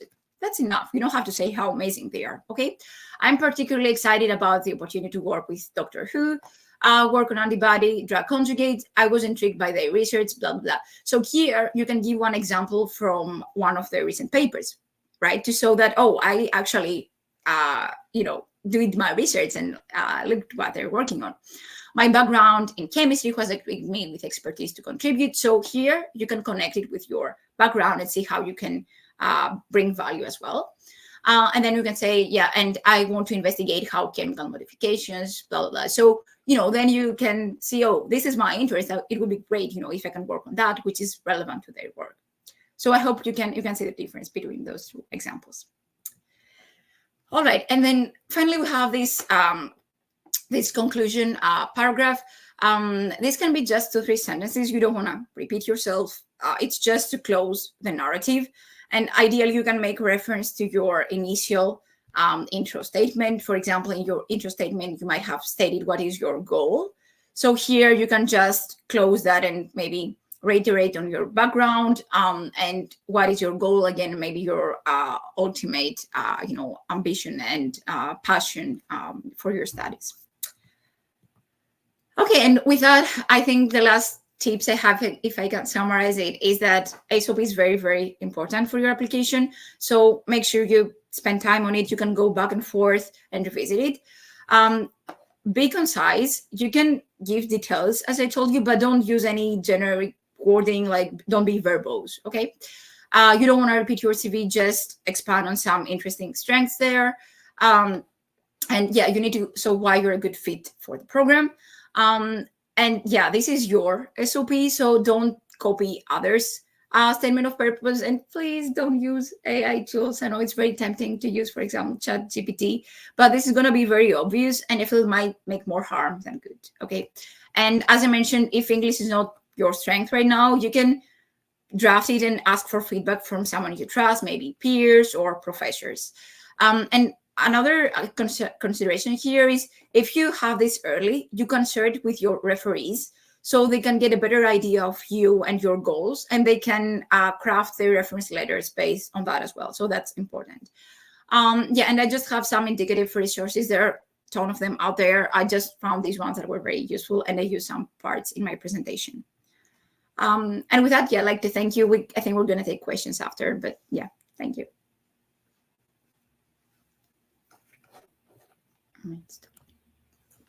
That was awesome. Thank you so much, Angelique. We appreciate you for that insightful presentation, talking about statement of purpose. And I really, really appreciate you for being detailed and making it practical oriented. I still remember my SOP. Just like you pointed out, it's good to have be original in your content, and then ensure, for those listening out there, ensure you highlight the strengths of your accomplishments, things you've done before. Let them know, and how you are a best fit for the program. You mentioned that, and I love that. How you are a best fit for the program. And very importantly, please, we know we have Chat GPT, we know we have AI. You may be tempted to copy and paste things from online, but I can bet you there are a lot of applicants that have their application were primarily denied just because of that. I know of a story, last year in a university, I got the email that the graduate application sent to that student, that we saw that this was actually a copied, like a plagiarized document. And because of that, they had to deny that's the admission they had already offered. So what they did was that they retrieved the admission and told the student, you have to be rusticated from the school, because the university panel eventually found out that your statement of purpose was highly plagiarized. So please, you wouldn't want to plagiarize, start copying and pasting stuffs. Ensure, like she's pointed out, start early. Starting on time is a good, is a good principle when it comes to writing SOP. Don't hurriedly write your SOP. If you hurriedly write it, you will not like what you are going to submit. So ensure you bring out time, do a good work. One of the things we do in Clone Project is to assist people in reviewing their SOP. So we are still going to, talk about that later by the end of the symposium. Once again, thank you so much, Angelique. We appreciate you for your time. And definitely, everyone listening, you're going to get the slide at the end of it, or we're going to share it, and then you can still go through. If you want to know more about Angelique, you can follow her on LinkedIn. We wouldn't want people to overwhelm her with so much emails, because she's writing her thesis now and she has a lot in her hands. Thank you so much once again, Angelique, and do have a wonderful weekend. Thank you. And please stay around. We still want the panelists to be around for the last phase, which is the question and answers section. So to cap it all for today, which is not the least of this symposium, is a very important aspect of your application, talking about recommendation letters and crafting a well-structured curriculum vitae for your application. And the person to tell us about that is no other person than a very good friend of mine, Dr. Ifeanyi Chukwu Eke, all the way from Stanford University, a postdoctoral scholar. So I'm going to tell us quickly about Dr. Ifeanyi, and then he will definitely have the floor. Okay, Dr. Ifeanyi. Dr. Ifeanyi got his first degree, first class honors in 2016 from the Department of Microbiology, University of Nigeria, Nsukka. Earlier this year, he completed his doctoral program at the Department of Microbiology, Genetics, and Immunology, Michigan State University. His dissertation was on the chemical genetics of new nitro-containing compounds that inhibit the growth of Microbacterium tuberculosis and Microbacterium abscessus. This work led to the filing of a patent, that's wonderful, in the United States, and have resulted into one manuscript with many on the pipeline. He is a recipient of many prestigious scholarly awards. Just to mention a few, he was awarded the Dissertation Completion Fellowship of Michigan State University, Research Enhancement Award of the Michigan State University, and as you can see, a couple of awards. He was the University Valedictorian of the University of Nigeria, Nsukka, 2015-2016. And then one thing I want to point out here, these people that you are seeing and looking at their awards, you too can become a recipient, so you too can distinguish yourself out there. So we are saying and sharing these awards to inspire you, to encourage you that you can be a child of God, you can be a Christian and still be outstanding. That's the ambidextrous generation mandate, right? So we see some of these people and every one of our panelists exhibiting this quality, starting from the first speaker and now to the last speaker for today. Dr. Ifeanyi Eke is currently doing his postdoctoral fellowship at Stanford University. He's going to be talking to us today about how to craft a well-structured CV and how to, connect with your recommenders and how to help them put up a good recommendation letter for you, which is very important in graduate study application. So quickly, let's have Dr. Ifeanyi Eke. Thank you so much, Dr. Ifeanyi.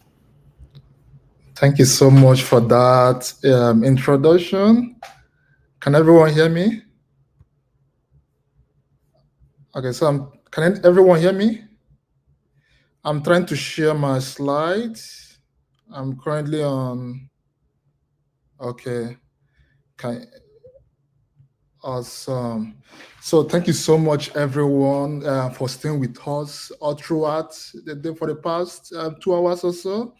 And thank you, Farm Peculiar, for the invitation. It's my pleasure. I've known you for close to 8 years now. You're an amazing person. I'm so glad to have you in my life. For today, I'm going to be talking to you about getting letters of recommendation that works and structuring a very good CV for your work, for your application cycle. So what are these recommendation letters?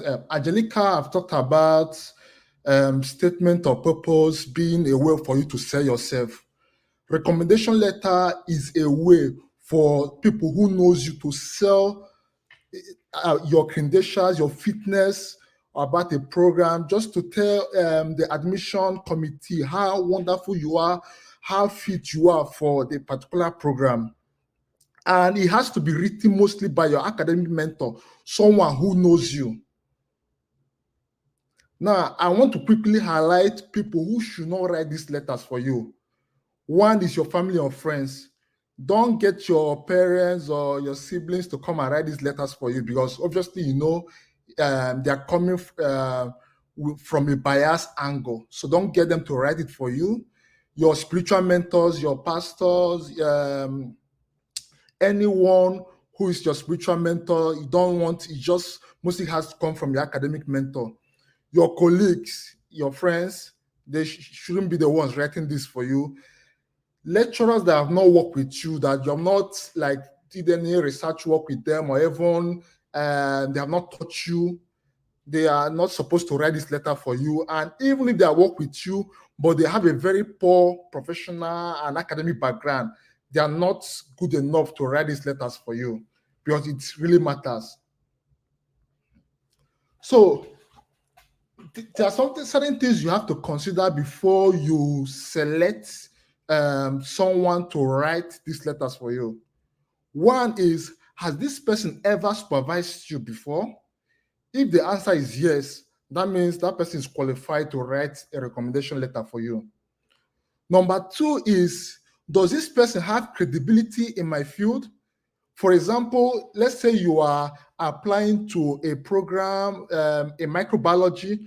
Don't get a professor in mathematics to write this letter for you. You want to go for someone who is your field, who has credibility, who can talk about what you are doing. How well does this person know me? How long have this person also known you? That's an important question to ask.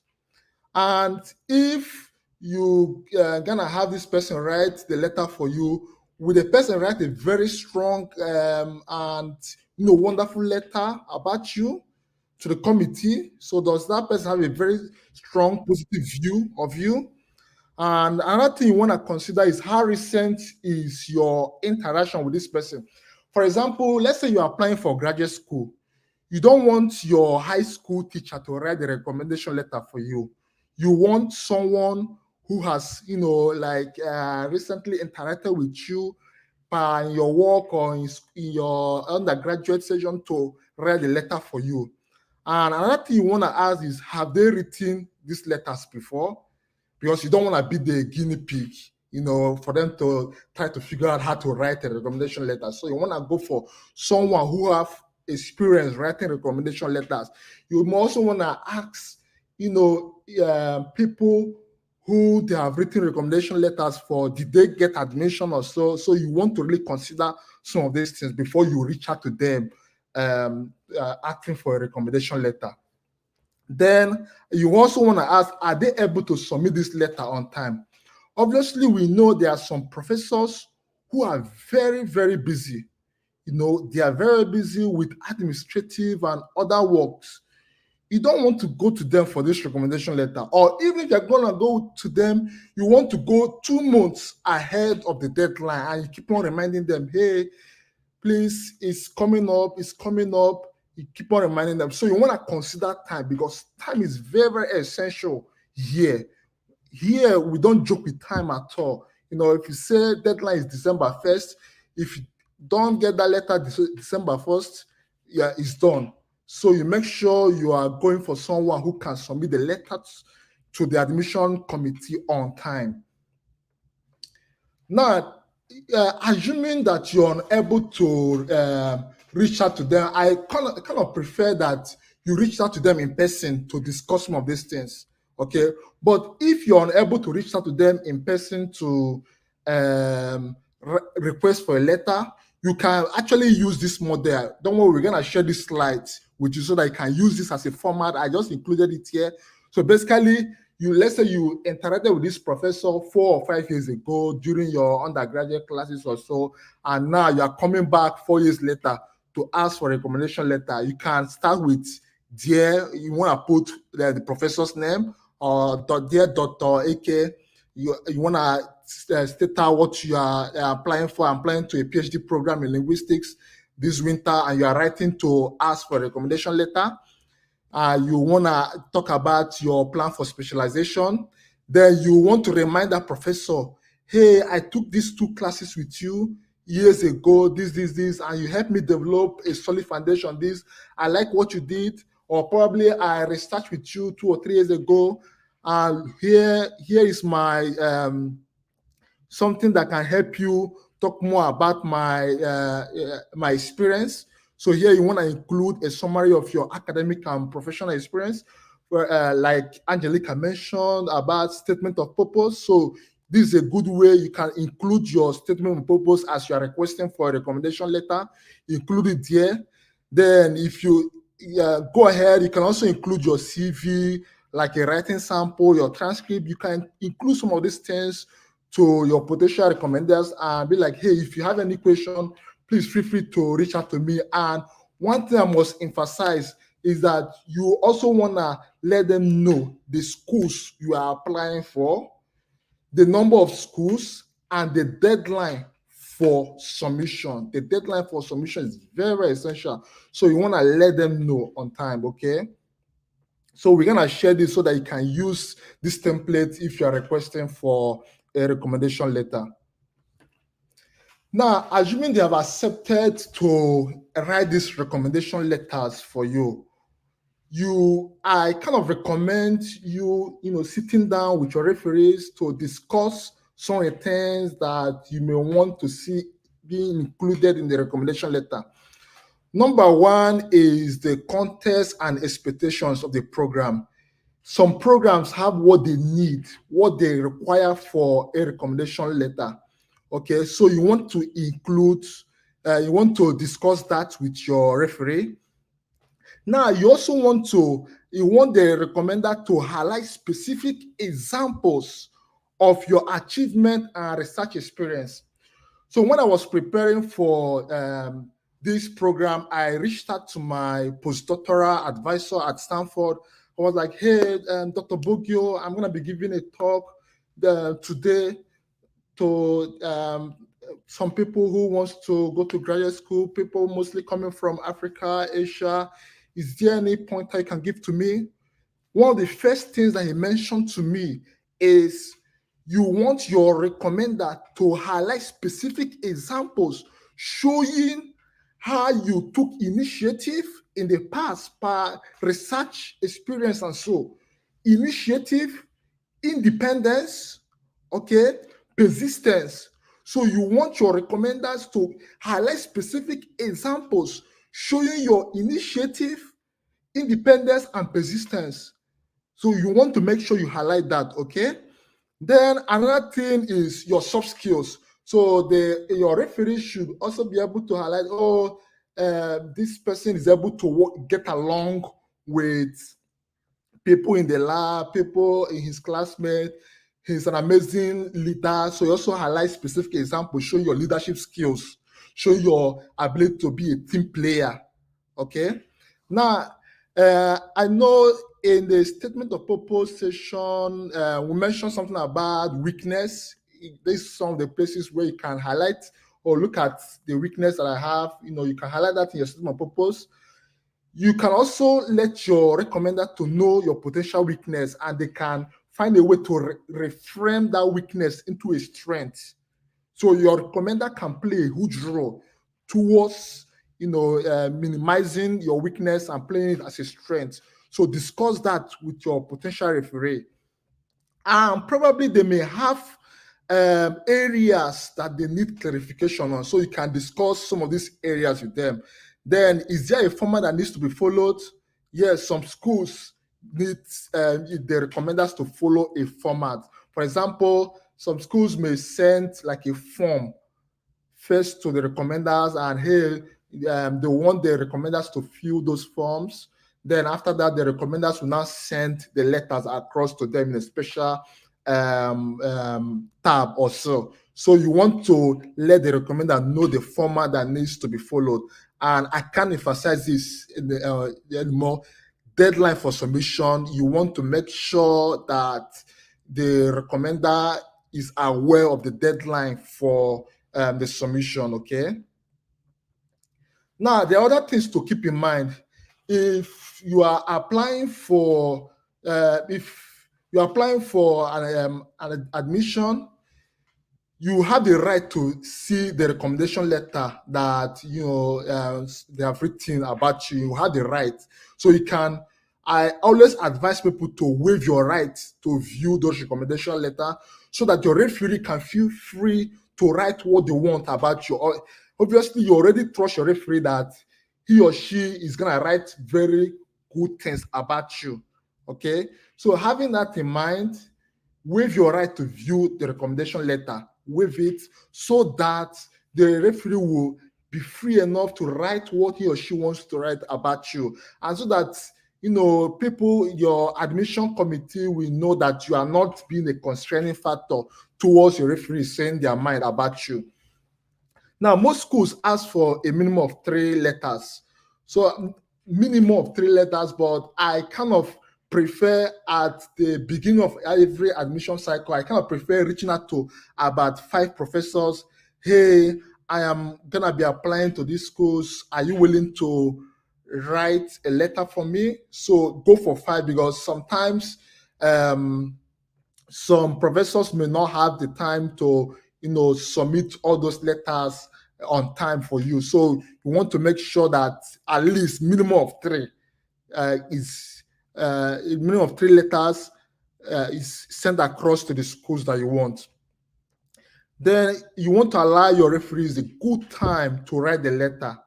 You don't want, okay, let's say the deadline is next week and you are not coming this week to tell them, hey, I'm right. No, you don't want to do that. So you allow them a very good time to write what they want about you. Obviously, you know they're very busy. So they have classes to teach, they have research work, they are, they are doing.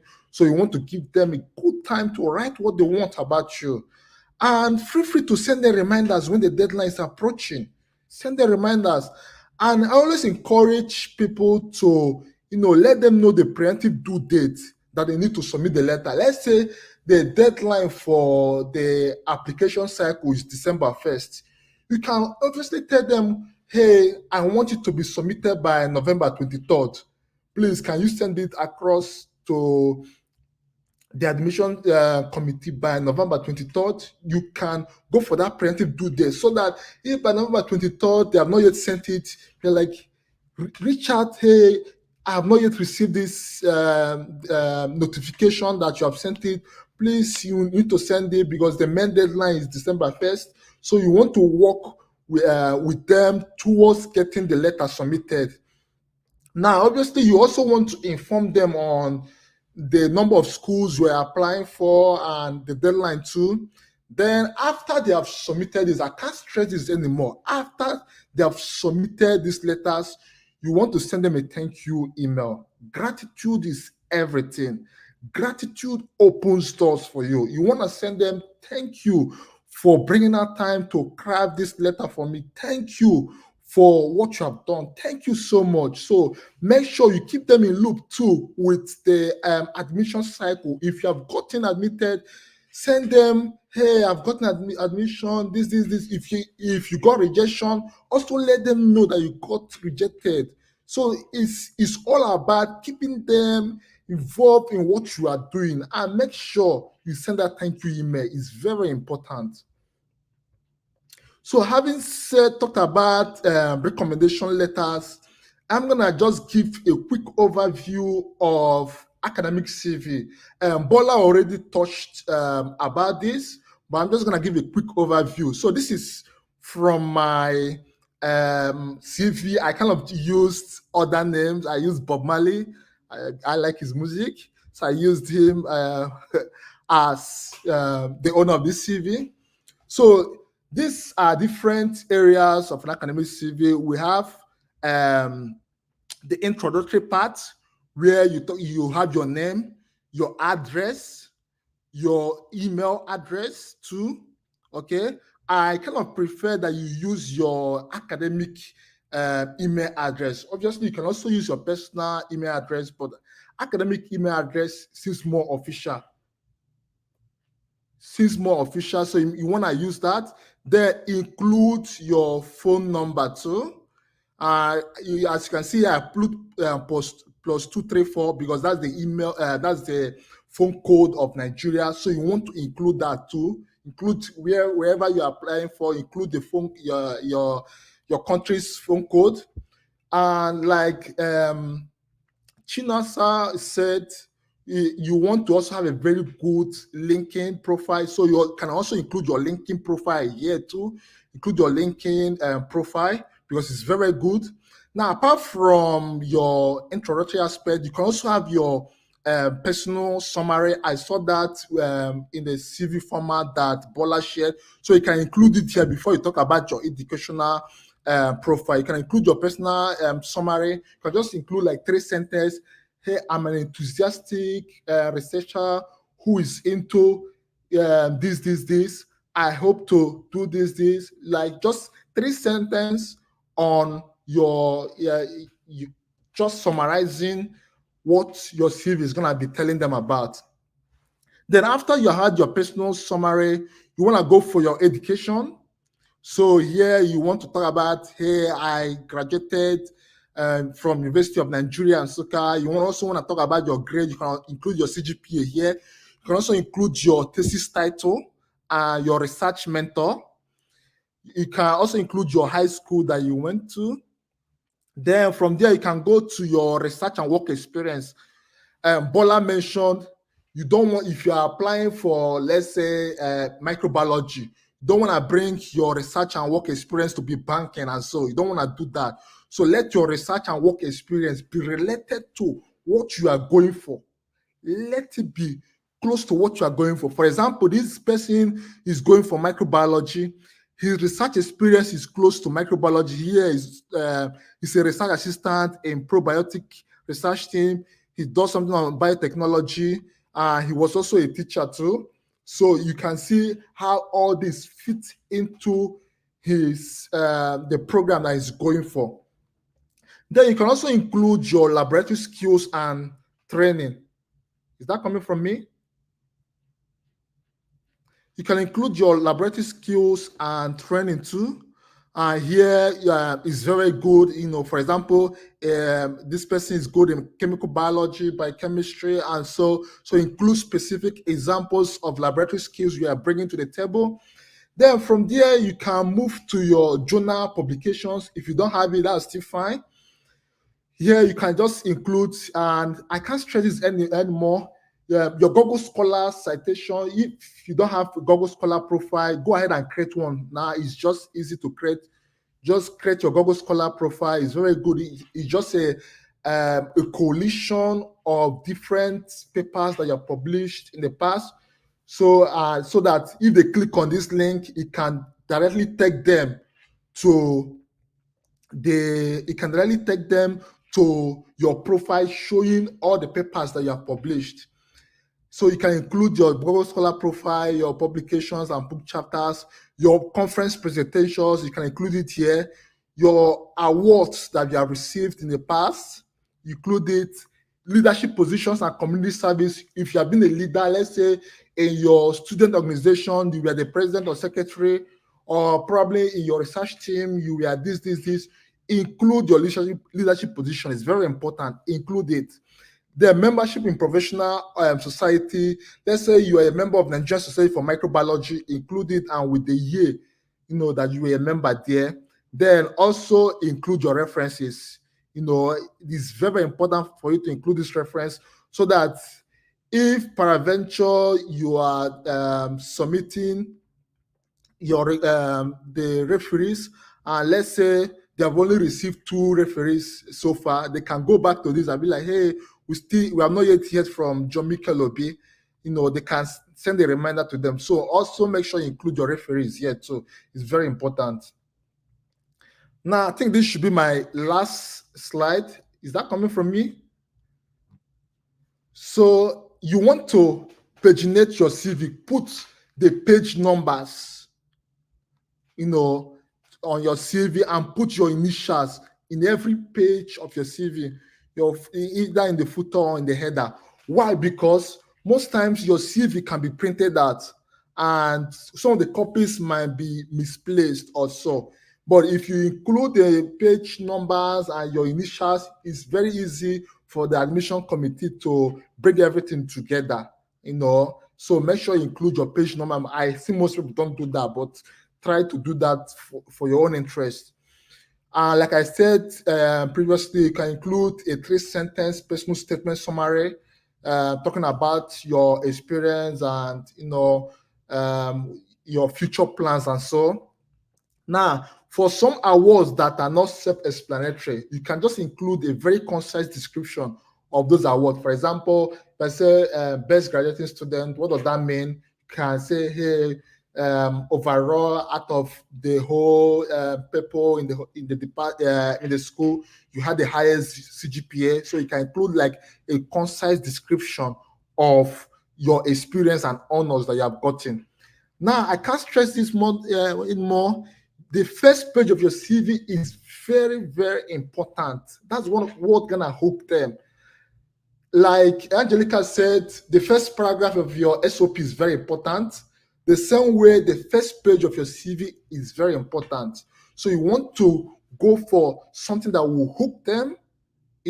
That's why we started with your education, then laboratory skills, then your journal publications, and or some other things. So your first page is very important. Make sure is something strong enough that will hook them, to read more. And even though in academic CV there is no page limit, I don't recommend going more than 2 pages.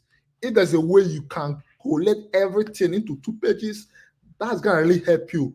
Why? Because members of the admission committee are very, very busy. They are reviewing close to 500 different applications. They may not have the time to come and be looking at a 10-page CV or so. So if you can make it easier for them, that would be great. Like 2 page maximum, go for it. That's gonna be helpful to you. And I recommend not less than 11 font size. You want it to be legible for them to see even when they have printed it out. And make sure you write the full names for acronyms. For example, I'm coming from University of Nigeria. I can't come and be saying UNN. Okay, so you want to make sure that the full names for acronyms are there, and it should be stylistically consistent.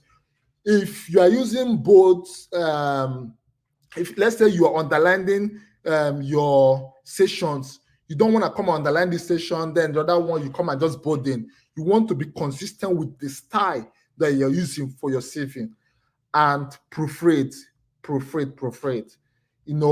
Share with your peers, share with your recommenders, share with people around you. Hey, look at my CV. What do you think I can do to improve on it? What are some grammatical errors that I need to correct? What are some things that I need to move around? What are some things that I need to remove? Make sure you proofread. It's very, very essential. Make sure you proofread. It's very essential, okay? And I think that should be my last slide. We're gonna share these slides across to you, and we are accepting question now. Thank you so much. Awesome. Thank you so much, Dr. Ifani. That was quite detailed, very elaborate. Thank you so much for time to, put up this slide. I know you, and I know you will always do a good work. And this is quite insightful, very practical, very detailed. You were detailed to the extent of giving us the font size for CV. That's very, very detailed. That's very, very detailed. That shows how much time you really, added to make sure that people get what they need for this symposium. And just like you pointed out, I love the fact that you talked about reaching out to recommenders who are able to highlight your specific skills and experience.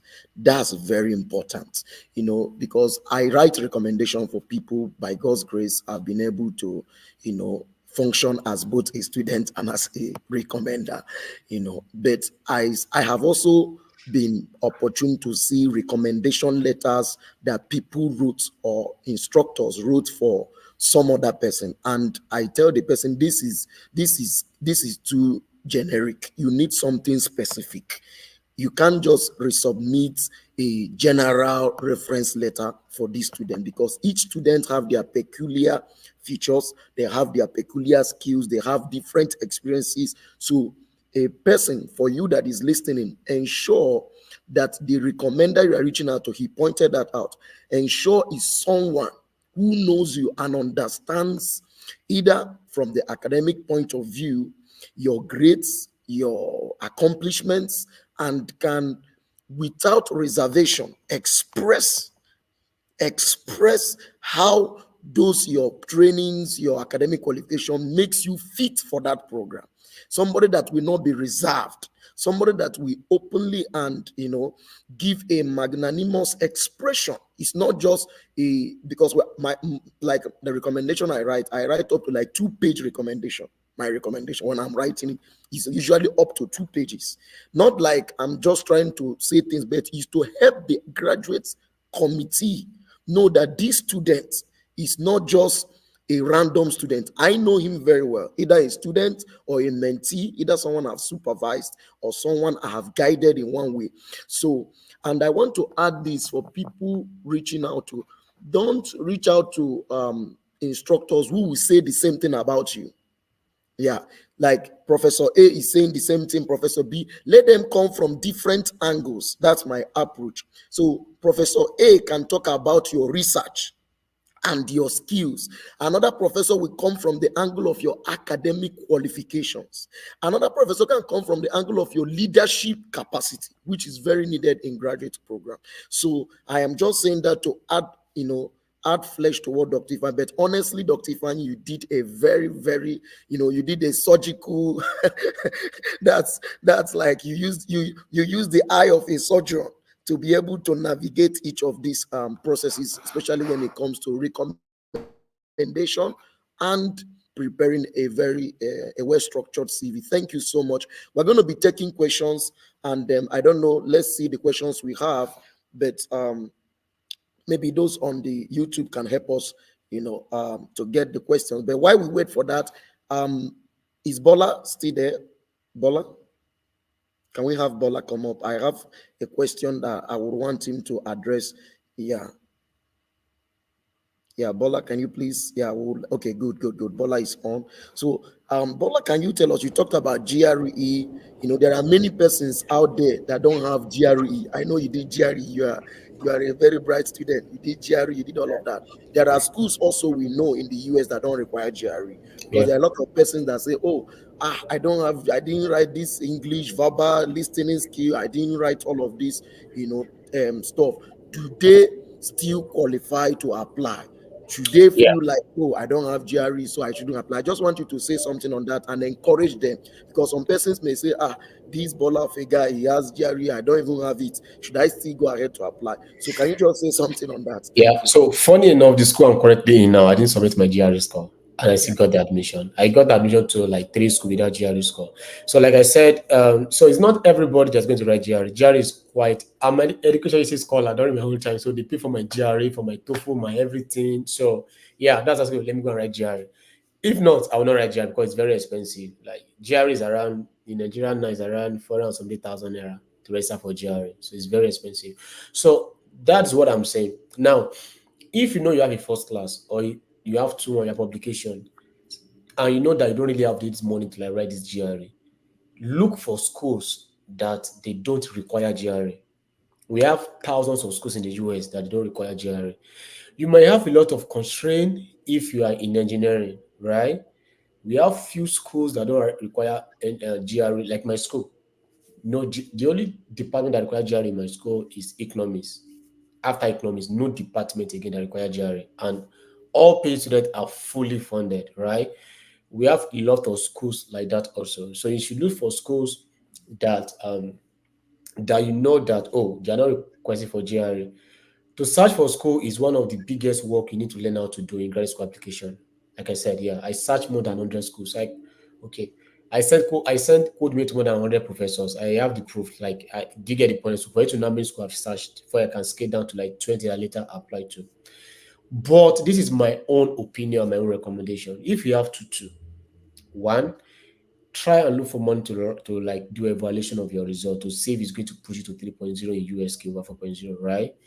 And sometimes one of the reasons you can still tell this school that even though academically I didn't really do well in my undergrad, I think I'm a smart student to do PhD is by writing GRE, to be honest. I will be sincere with you, right? But like I said, we have schools that take HND students, we have schools that take tutu students, like all these schools in New York, like RPI, Manchester University, this kind of school, yeah. They take, I have friends that's there with tutu, right?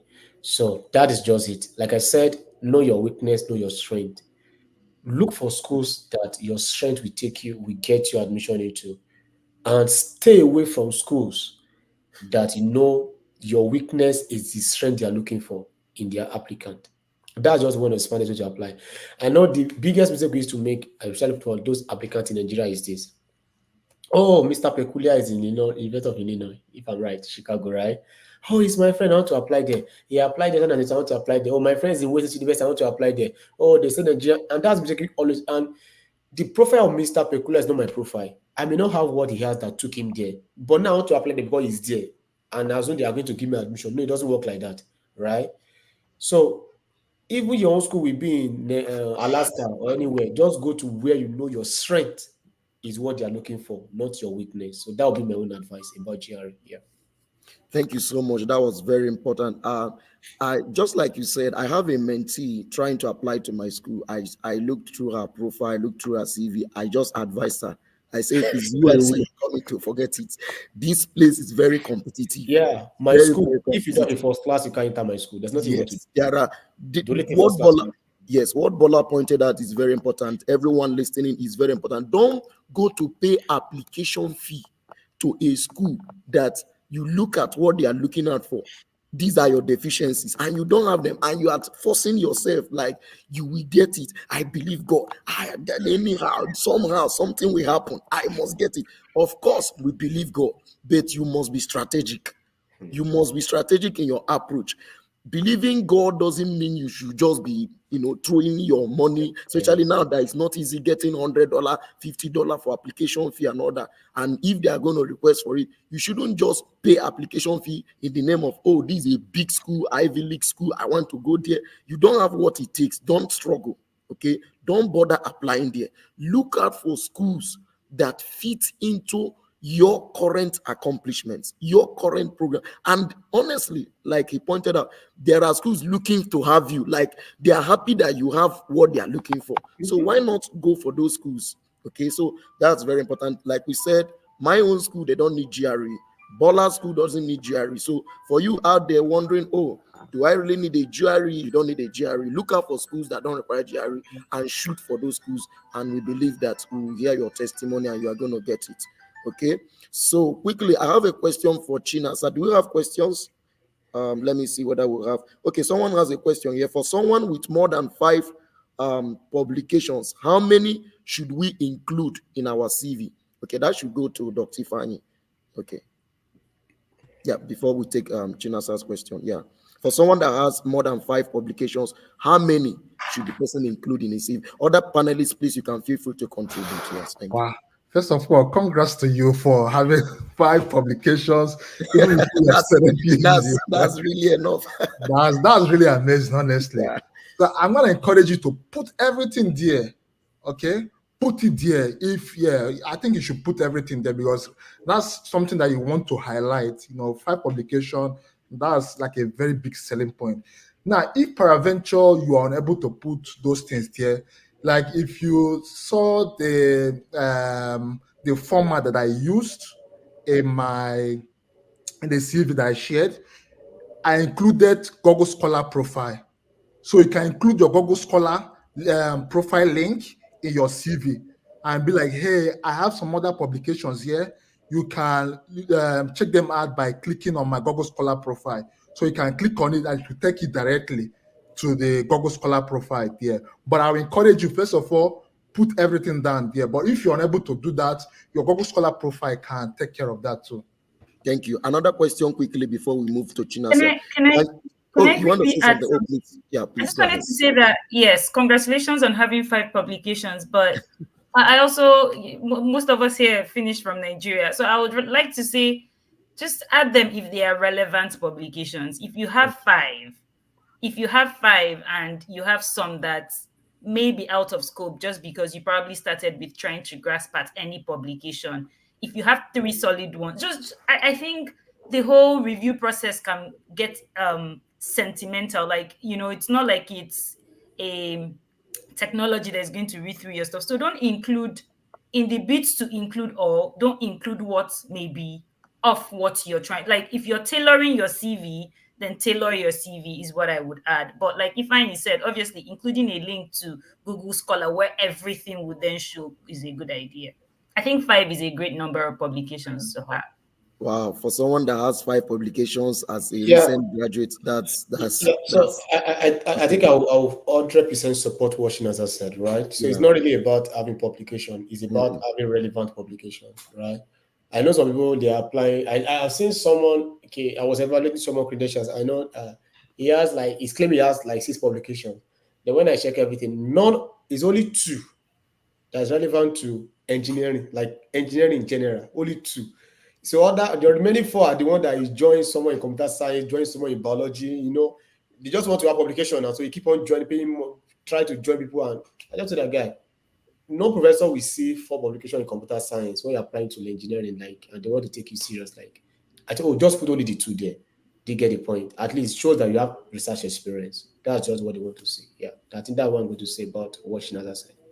Thank you so much. Relevant publications, very important. You are listening, take note of that. Don't just carry all the baggages of publications. You feel that, oh, it's not about the number, it's about the quality. So even if it is one, put up that one. Yeah, they would appreciate that you have done something. It's to show that you are on your way. Of course, even some graduate committees, I remember here in US, I remember one of my professors telling me that, when I finally came, he was telling me like some people we are not really so much interested in the number of publications. We are, even if you have one, just show that, oh, this is what I have done and is relevant to what they are applying or admitting you for. That's very okay. So quickly, we have another question. If for someone, this person says, okay, in a case where your recommender is, okay, he said, is it compulsory that your recommender will be your lecturer? Is it compulsory?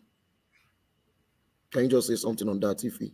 No, no, it's not compulsory that it has to be your lecturer. It can also be like someone who has worked with you in the past. For example, in your workplace, someone who was your manager or so. But since you are applying for an academic position, it's helpful that the person, at least you have one of them as a lecturer, is gonna be really helpful to you. At least you have one of those recommenders as a lecturer, but it's not compulsory that they must all be lecturers. So you can have your, let's say, someone like Chinasa who worked a NAFDAC after she graduated. She can go to her immediate supervisor to write a recommendation letter for her. She's applying to grad school, talking about her research experience in NAFDAC and so. So it's not compulsory, but make sure whoever you are having write the recommendation letter can say something related to what you are going for. Either from, like from Pekula mentioned, they want to come from different angle, leadership, research, teachings, all these angles. They want to come together to tell a holistic story about you. Okay, so you want to make sure they're coming from that angle, but they don't have to be lecturers. That's what I'm going to say. Then also to add to that, it's good to know what your school requires. Some school will actually state 2 professors. Some will tell you they need professors or and your supervisor. So you have to also be mindful of that. For there are some that will just say 3 recommendation letter. There are some that will actually, even in brackets, they will tell you the kind of persons they want. So it must be your instructor. They may say it may be a mentor or someone that, so you just look out for that and be sure to know. And and one thing that is very, very important is that you should try to check, because I know someone that got rejected for admission because the recommenders use gmail.com to send the recommendation. School will tell you they need some school they can be flexible about the official email, but normally they should use the official email. Some school will even tell you they must be on their recommended letterheaded paper. Some school that tell you they have to upload, you have to be on letterhead paper. So those are the things. So if you know that the person that knows you more, I know some schools in Nigeria, because of we are not really good when it comes to high tech and everything. Some friends, they don't even have official email. They don't even have letterhead, which is so. Try to know if it's for example my own supervisor when I was in undergrad, right, told me, oh, he was having issue with his school email that time in UI. I didn't use him. I'm serious. Yes. I didn't, even though I know I work with him, he taught me for like 3 years. I work with him directly, but I know that he can't use gmail.com. It won't work. So I didn't use him. I use other people that I know that they have school email. So that's also very important also. Yeah. Okay. If we there is something here anybody can contribute. Someone is asking like, is it how do you see the idea of you writing your recommendation and then sending it to your recommender to review and put on their letterheaded paper and then send?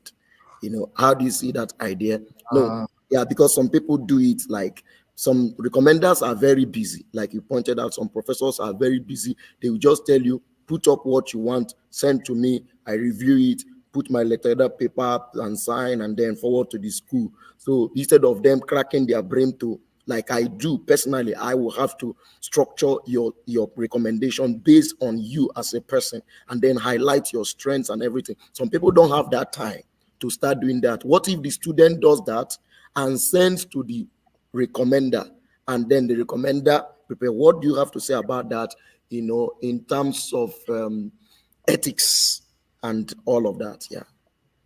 Ethically is wrong. Okay, you don't want to do that. No, I know people are gonna disagree with me, but the thing is that recommendation letter is something that someone who is like a neutral party in the whole thing is writing. So that bias, imagine you writing your own, you can't say yourself short. Okay, you're gonna like tell you are really wonderful, you are this.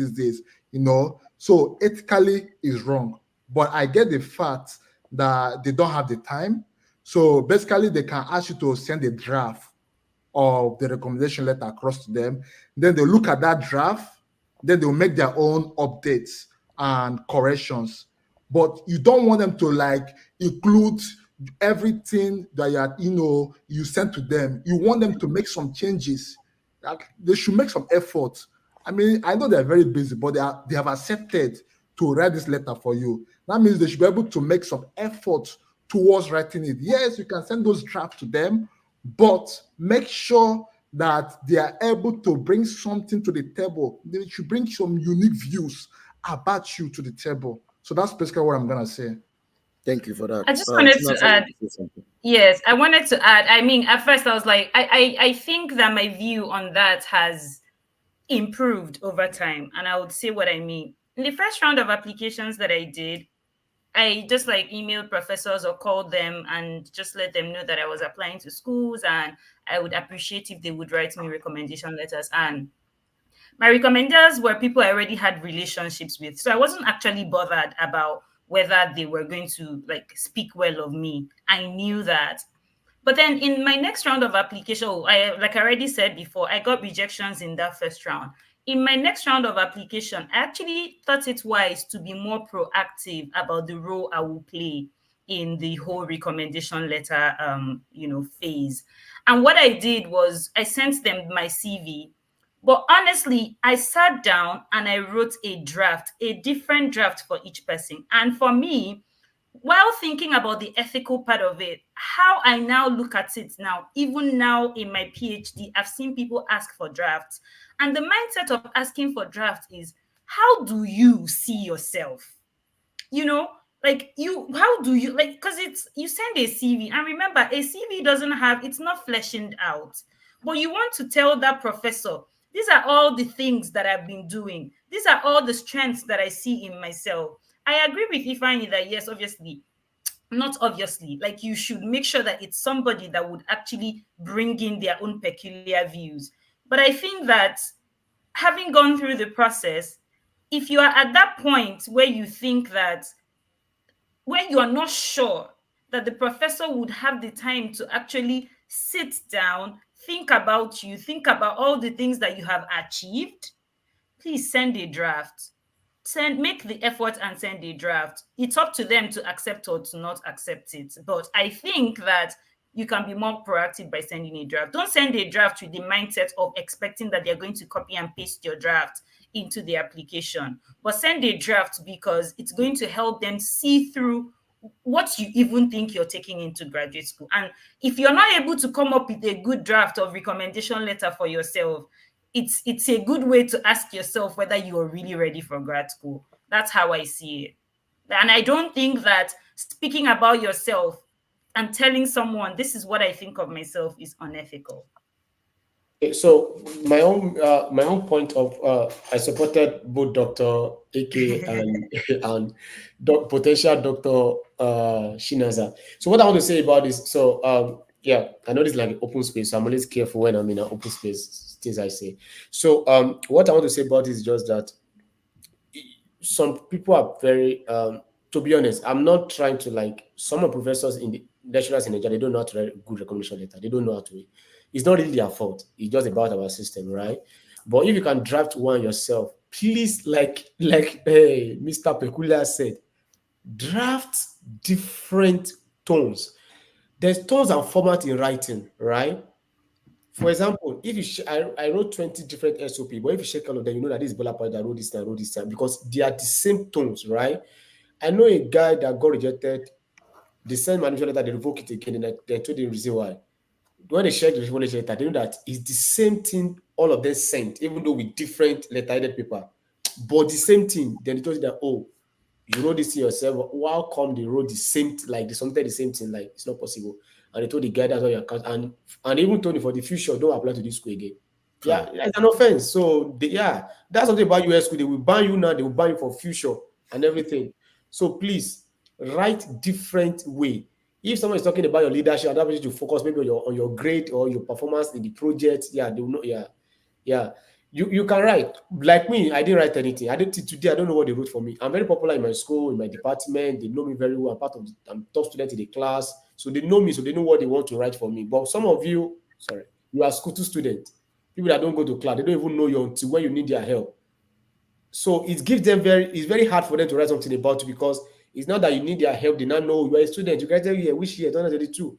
I don't know you. I'm a student. I thought I was in your class. They are confused. They were so please. You can that's where you have issue, like you want to write for them. But like me, like I said, I didn't write anything for anybody. They wrote until now, I don't know what they wrote. Either good or bad. I know I got admissions and I'm in the US. So that's what I'm going to say about that. Yeah. Yeah, so we are being mindful. This is a public space. And so here is the thing, the summary: allow them write recommendation for you, but make proactive step, like be proactive. Like they pointed out, you have to be proactive. It's unethical to write a first mail and say, here is the draft, here is everything, oh yeah, submit. No, it's just Exactly. unethical. It's just It unethical. is The first unethical. mail, Ifan showed us the first mail, like he create that relationship, let them know this is what I want to do. Then you send reminders. Then after then, if you see that this guy or this professor is actually busy, you now tell them no, that you actually have a draft, that if they wouldn't Exactly. mind, you'll be willing to send it in the next. They will not say, yes, send the draft. I will review it using your CV, and then I will do that. So it's just a matter of working between these two phases of not just putting up a draft and firing the professor and say start sending. Don't, I know you are busy, so don't worry, I've already prepared the draft. No, give them that chance for them to make that request, but make sure you have it. Like China said, have those drafts. Write about yourself. You should be able to write about yourself, but keep them, except until they now ask you, yes, looking at my time, I'm so busy, can you just send it, I will review it. And then at that time, you don't need to know what they actually submitted. If Anit said Exactly. that, please waive the rights. Don't don't when you are clicking, because you're going to see that option, are you waiving the right to view your application? Make sure you waive the right, so that it doesn't look like you actually were the one that wrote the recommendation and gave. Now I want to say this because I recommend, so please start on time in your application. I get some students, oh sir, please, it's ending tomorrow. It's just ending. Tomorrow is the deadline. Please, anything you have to do. And then you will see me running around, because probably I thought the person, I know the person. Now, my wife will be like, this person, look, how can you be applying for graduate school and tomorrow is ending? But I was just like, in my magnanimity, I was okay, it's all right, let me just help you. But honestly, please, it's not good. There are professors that will not accept that. Start by building relationship. These things can be planned. Even if you are in third year, I've already started guiding people even in third year, second year. If you want to come to, you can start from your second year, third year, and start planning it. Start knowing professors to connect with. Build relationship. People like relationship. Don't use people. Ifeanyi talked about that. Learn to say thank you. But even before you start saying the thank you, start building relationship, because by 2027 you are going to make application. All the people that recommended me up to tomorrow, up to today, even some of them share the flyer for this meeting. Why? I am in touch with them. Why? I follow them. They are my teachers. They taught me. The fact that I'm here doesn't mean that, oh, I don't have recommenders. I have recommenders. Today, I have recommenders in the US that are professors. So, because as you keep climbing in life, you will keep needing recommenders. You must build relationship. If you don't know how to build relationship, people will see you as parasites. There are students that are parasites, and I know them, and I still assist them. But I just know that they are just taking advantage of maybe my position and everything. And they say, ah, we know him. He will send it, and I will send.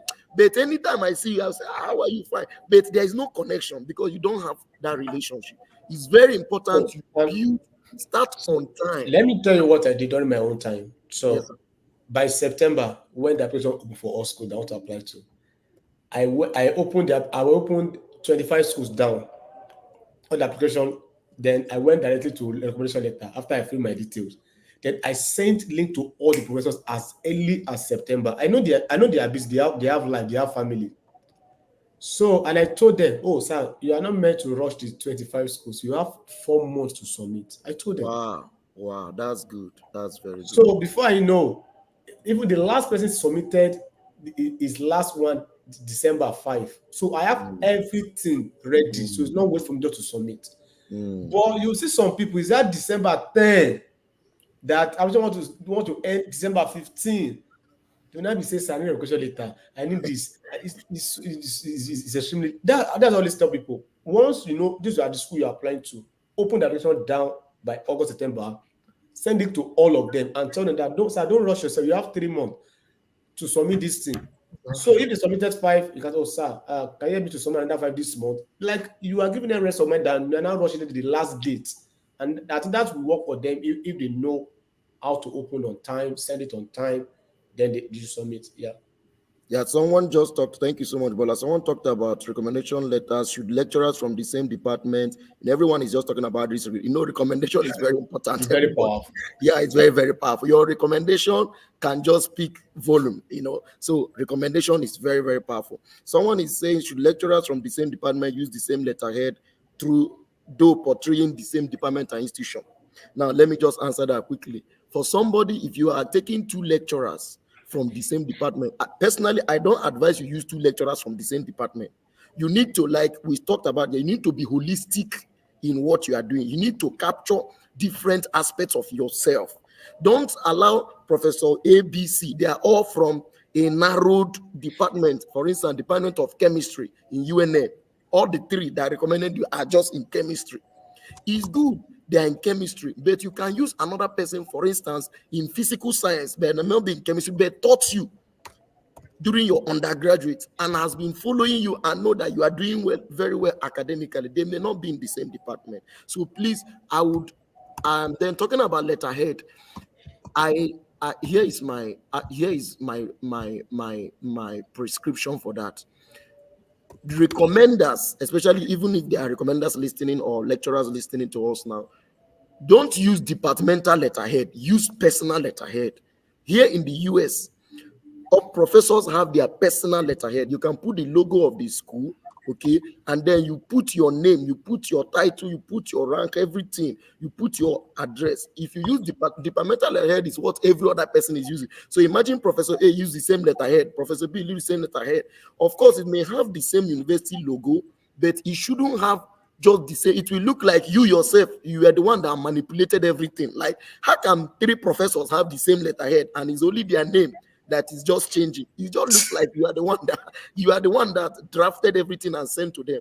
So allow them use their personal, like Bola said, a lot of things is some professors are not so good in crafting excellent recommendation. I wish I had the time, I would have put up a sample of my recommendation letter. How when the guy that shared his testimony yesterday, yeah, on the first day, during the testimonial section, he's in engineering. He didn't even go to UNN. The school he is now, I recommended him. Like, I wrote a powerful recommendation letter, and he now told me, say, wow, that this aspect of his this thing that none of his professors captured that area. I say that's very important.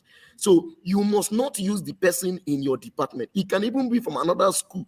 Maybe you presented a conference and this professor got in love with you and admired your work and say, wow, the person is in you are in UNN. That person in UI can write a recommendation for you, and that will really make more sense, because when the committee is considering, they're looking at how versatile and how not just narrow. They don't want something narrow. They want that Professor A from University of Ibadan and Professor B, for instance, University of Ibadan, but now Department of so But because he had a connection with you and writing about your qualities, academic accomplishments, it will give a holistic picture than three professors. All of them are in one department and using the same letterhead. Please, I advise you, you wouldn't want to do that. Spread it, like, spread it, but make sure they are able to capture different aspects of your, but not talking about if you have a pastor spiritual aspect. No, that one is good, but don't use them. You don't need to use people that are saying something related to what you're applying for. So that's very, very important. I think that has answered that question. Can a lecturer who taught you undergraduate that left Nigerian still be a recommender? Can a lecturer that taught you and now he has left, he's no longer in Nigeria? For instance, maybe me now, I taught you and I've left, I am no longer in Nigeria. Can they be a recommender? Question, if you, what do you think? Yes, that's just it. Okay, yeah, that's the answer. So yes, he can use, as long as he taught you, there is a relationship, he once taught you, and the person can actually. Do you have any other important I questions? wanted to just add, in light of what you said, Fan Peculiar, um, there's just that whole aspect of networking that comes into application, right? Like what Yeah. you just said about the person you recommended. I just like to think of it that as a second year student, a third year student, or like whatever penultimate year you are in, you can actually start ahead to kind of have a map of how all of these things will look like for you. If all your network is people in your department, it's inevitable that they're going to be the people you're going to resort to when you're looking for recommendation letters. But if after you graduate, for instance, you work in another institution, then you're kind of expanding your scope of where your recommendation letters could come from. If you attend conferences, then you can actually make connections there. And over time, those people can get to know you, and then they can have so much to say about you for a recommendation letter. If you have a good LinkedIn profile and people follow you there, you can build great connections from LinkedIn. And someone that has followed your journey over time from LinkedIn can also say, I can testify that this person has done so, so, so, so, and so, so, so, and so. So, like, just being mindful and intentional about who you ask to recommend you, like knowing on time and planning ahead towards that. And I just wanted to buttress that, like what everyone has said about waiving the rights to that recommendation, waiving the right. I know someone that said, or I read somewhere that they were denied the offer because of that. And I realized that even at the point when I was applying, I didn't even know the implication of either. Like the first time I read the question, I was like, waive the right or not waive the right, and I think it's important to waive that right, because remember, the whole idea is that you're not supposed to see what your recommender is sending. So you have to make sure that you waive that. And the whole idea is that to ensure that ethics of your recommender saying wholeheartedly that this is what I know about this person and this person doesn't know what I'm saying about them. So that ethical part of it has to be maintained in the whole application process. Thank you so much for that. Someone says after sending a cold email and then a reminder after about 4 weeks without response, can I email another Move on. professor in the department? Move on. Yeah, beautiful. Yeah, Move yeah. on. So, like I said, is like okay. Like I said, I know some professor in my school. If you like, maybe if angels send email from heaven, they will reply. They will never reply you. That is them. So no, it's not everybody that's going to reply. So let me give you a very blunt response to code email. I sent more than 100 code emails. I only get 7 response, 7 good response. I'm telling you the fact. More than 100 code email, I only get 7 good response. I just told myself that until I get the response I want, I will never stop sending. Right. So yeah, some of professors instead of them to just reply, "Oh, I don't have funding, I don't have a space in my lab," they will just see your email, and sometimes they don't even see your email because they have some important email from school, from department, from their grant they are writing, from department, from NASA that already cover your own email, right? So I always tell people send 2 email to professors at a time in the department, but make sure they are not generic. They should be different and distinct to them alone. Wait for them for a week, send reminder. If they don't reply you, beautiful. Send email to another one professor in if they are still in your research area, right? If not, forget the school. Simple. And because if they are very smart, they talk to each other. They will ask you, have you talked to anybody in my department? Tell them the truth. Oh yes, I sent email to both SSS and YYY. Oh, I didn't see any reply for them from them, so I'm sending an email. They know, they will have talked about it. So yeah, that's what I'm going to. And sometimes the reason why we don't get reply sometimes is the way we send the email. So okay, I didn't talk about. So one is that I always tell people, if you're in Nigeria, send email when it is 9 a.m. in the school. Yeah, that's time they just want to like open their laptop. This is US, like they follow time and culture. Once it's weekend, it's weekend, they don't do anything. Once it's 5, once they get home, they don't do anything. So imagine you are sending email to a professor 11 p.m. in the US that's already sleeping or with his family. They will close their laptop throughout. And when they get to office in the morning, they see important email that's very important to them, and they will neglect your own. They forget about it. You might be lucky. Even in my school, I need a recommendation letter for something in my own school. I sent the email since last week. The man just replied me yesterday. I said, wow. Maybe just scroll there now. Oh, this guy sent me an email. Even though we have, and what is one? Two, the teacher of email sometimes does not really want them to open your email. The subject of your email sometimes they don't really want them to open the email, right? For example, I always tell you, if you are sending code email to professor, don't usually use words like, let them know from your type subject what you really want from them, so it will make them to open it. And some of you use some funny email. Yes, email address now. I've seen someone that I've seen like you just write, if you are trying to like send code email to people. For example, when I want to start application, I created a special email for application alone, and I use my complete email at gmail.com. Yeah, I've seen one email. It was so fun. I'm going to say it. I don't, okay, I'm a Christian, so the person writes, it is damn for Jesus at gmail.com. Jesus is not your son name now. Abba. Why are you putting religious in the email address? Like, you don't know these people that want to share. Maybe they are not even religious person at all, or they don't want anything to do with religion. So sometimes you just need to like make sure you do something that is very official. Yeah. Okay, so I want to just throw one just a minute.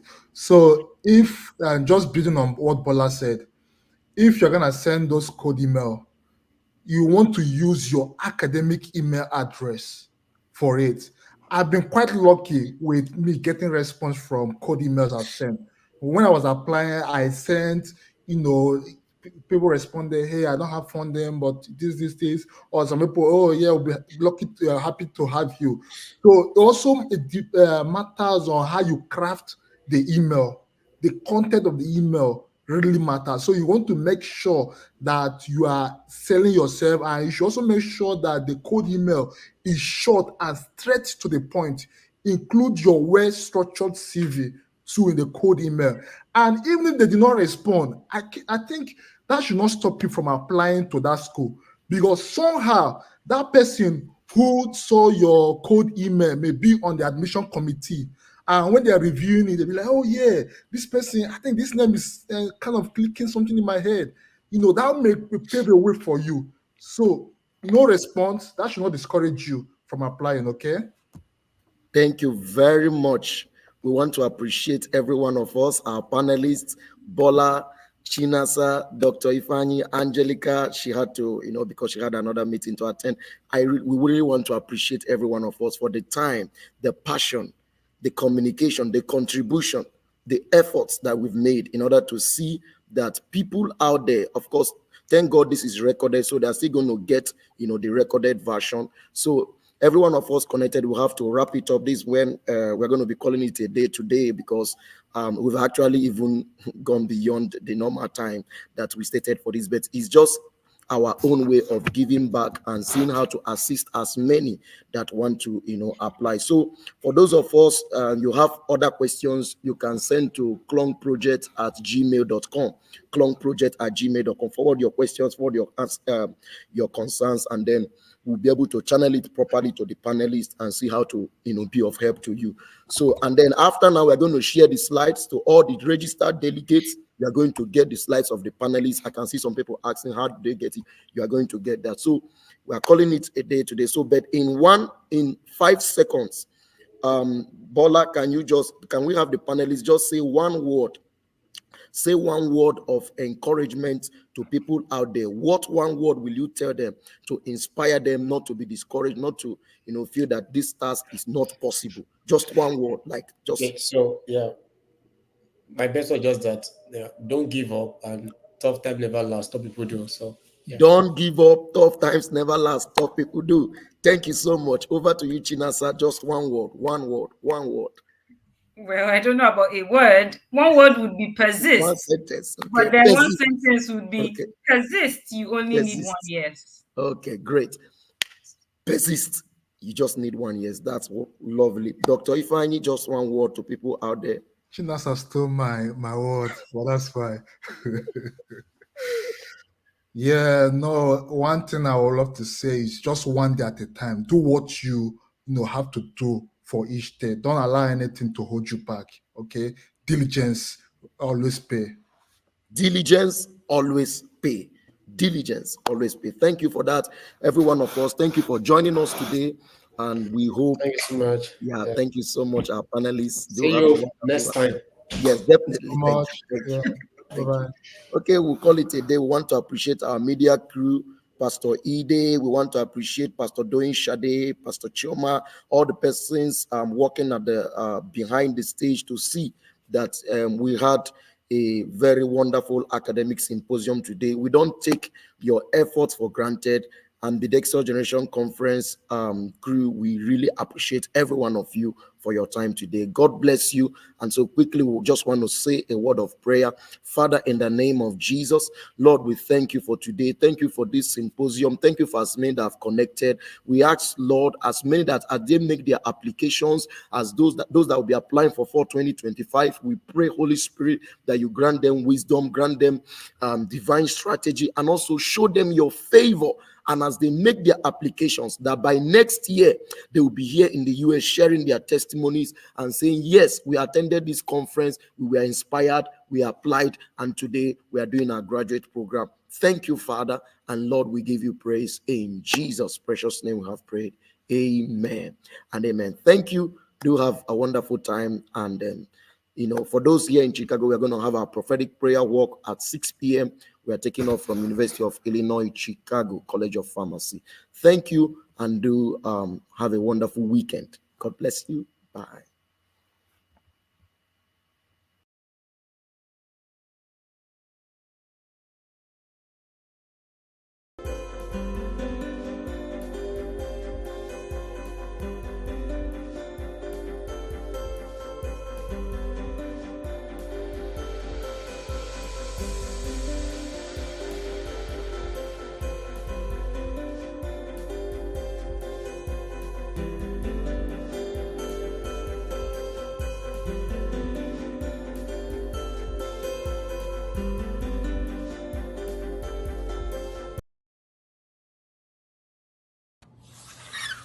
Hi everyone, my name is Chukunya Ifani Manuel, currently a PhD student, chemical engineering in Northeastern University, Boston, Massachusetts, USA. The Closing the Next Generation project has actually been beneficial to my life, my destiny, and everything. I was privileged to be a part of the first Clothing the Next Generation conference that was held in 2022 February. The theme of that meeting was Be Intentional. God used Pastor Peculiar to host that meeting. It cuts across relationship, career, academics, and everything pertaining to life. After the conference, I became more intentional with my pursuits, with my career. And to the glory of the Lord, I am the PhD student of chemical engineering in Northeastern University. God used Pastor Peculiar Onyekere and the wife and the Clothing the Next Generation project to bless my life. You out there being in this conference, please be intentional. And I want to bet you that you will become a living testimony to what the Lord is using the Clothing the Next Generation project to do in our time. You are the next to testify.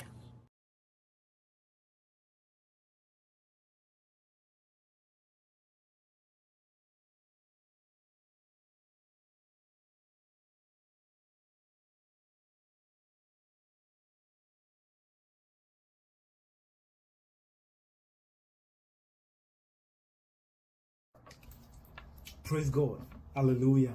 My name is Chukwuebuka Prince Ogoayo, and I am currently a master's student in environmental science at the Southern Illinois University, Edwardsville, United States of America, to the glory of God. The Bible speaking in John chapter 4 and in verse 4, it said, now Jesus had to go through Samaria. I have come to believe that there are certain places you have to go through if your life is going to break through. I've come to believe that there are certain people, certain projects, certain connections that you have to come across if you are going to break across into a life of destiny and a life of fulfillment. The Clong project that is spearheaded by God's servant and his wife, Pharmacist Peculiar Onyekere, and Mrs. Chioma Peculiar Onyekere, has been an immense blessing to me. Has been an immense blessing to me in so many ways that I cannot recall. Just to give a very quick summary, because there's so many things to say. Back when I had the privilege of meeting with Pharmacist Peculiar back in Nigeria and in Nsukka. And then I met him and told him that I was being directed, to be mentored by him and to be trained by him, and he accepted me, gave me a few instructions. The following year happened to be the best year of my life in all ramifications, including academically, where I had almost a 4.9 CGPA back in Nigeria. That afforded me the opportunity, also with his guidance, because I also told him of my plans to pursue my graduate studies in the United States of America. And because of the result I had gotten from his guidance and the guidance that he still gave me, I was able to get the admission seamlessly, and by the grace of God, my program is going very well. Numerous times where spiritually and in all matters of life, I have been encouraged and I have been directed and guided to make the best decisions at every point in time. The Clothing the Next Generation project has really clothed me so far. I'm forever grateful to be connected to this ministry, and I pray that it's going to continue going from strength to strength. More people will be drawn to this massive light, and the name of God will forever be praised. Thank you very much. Thank you, sir. Thank you, ma. May God continue to strengthen you to do the work that he has called you to do. I love you. Thank you very much.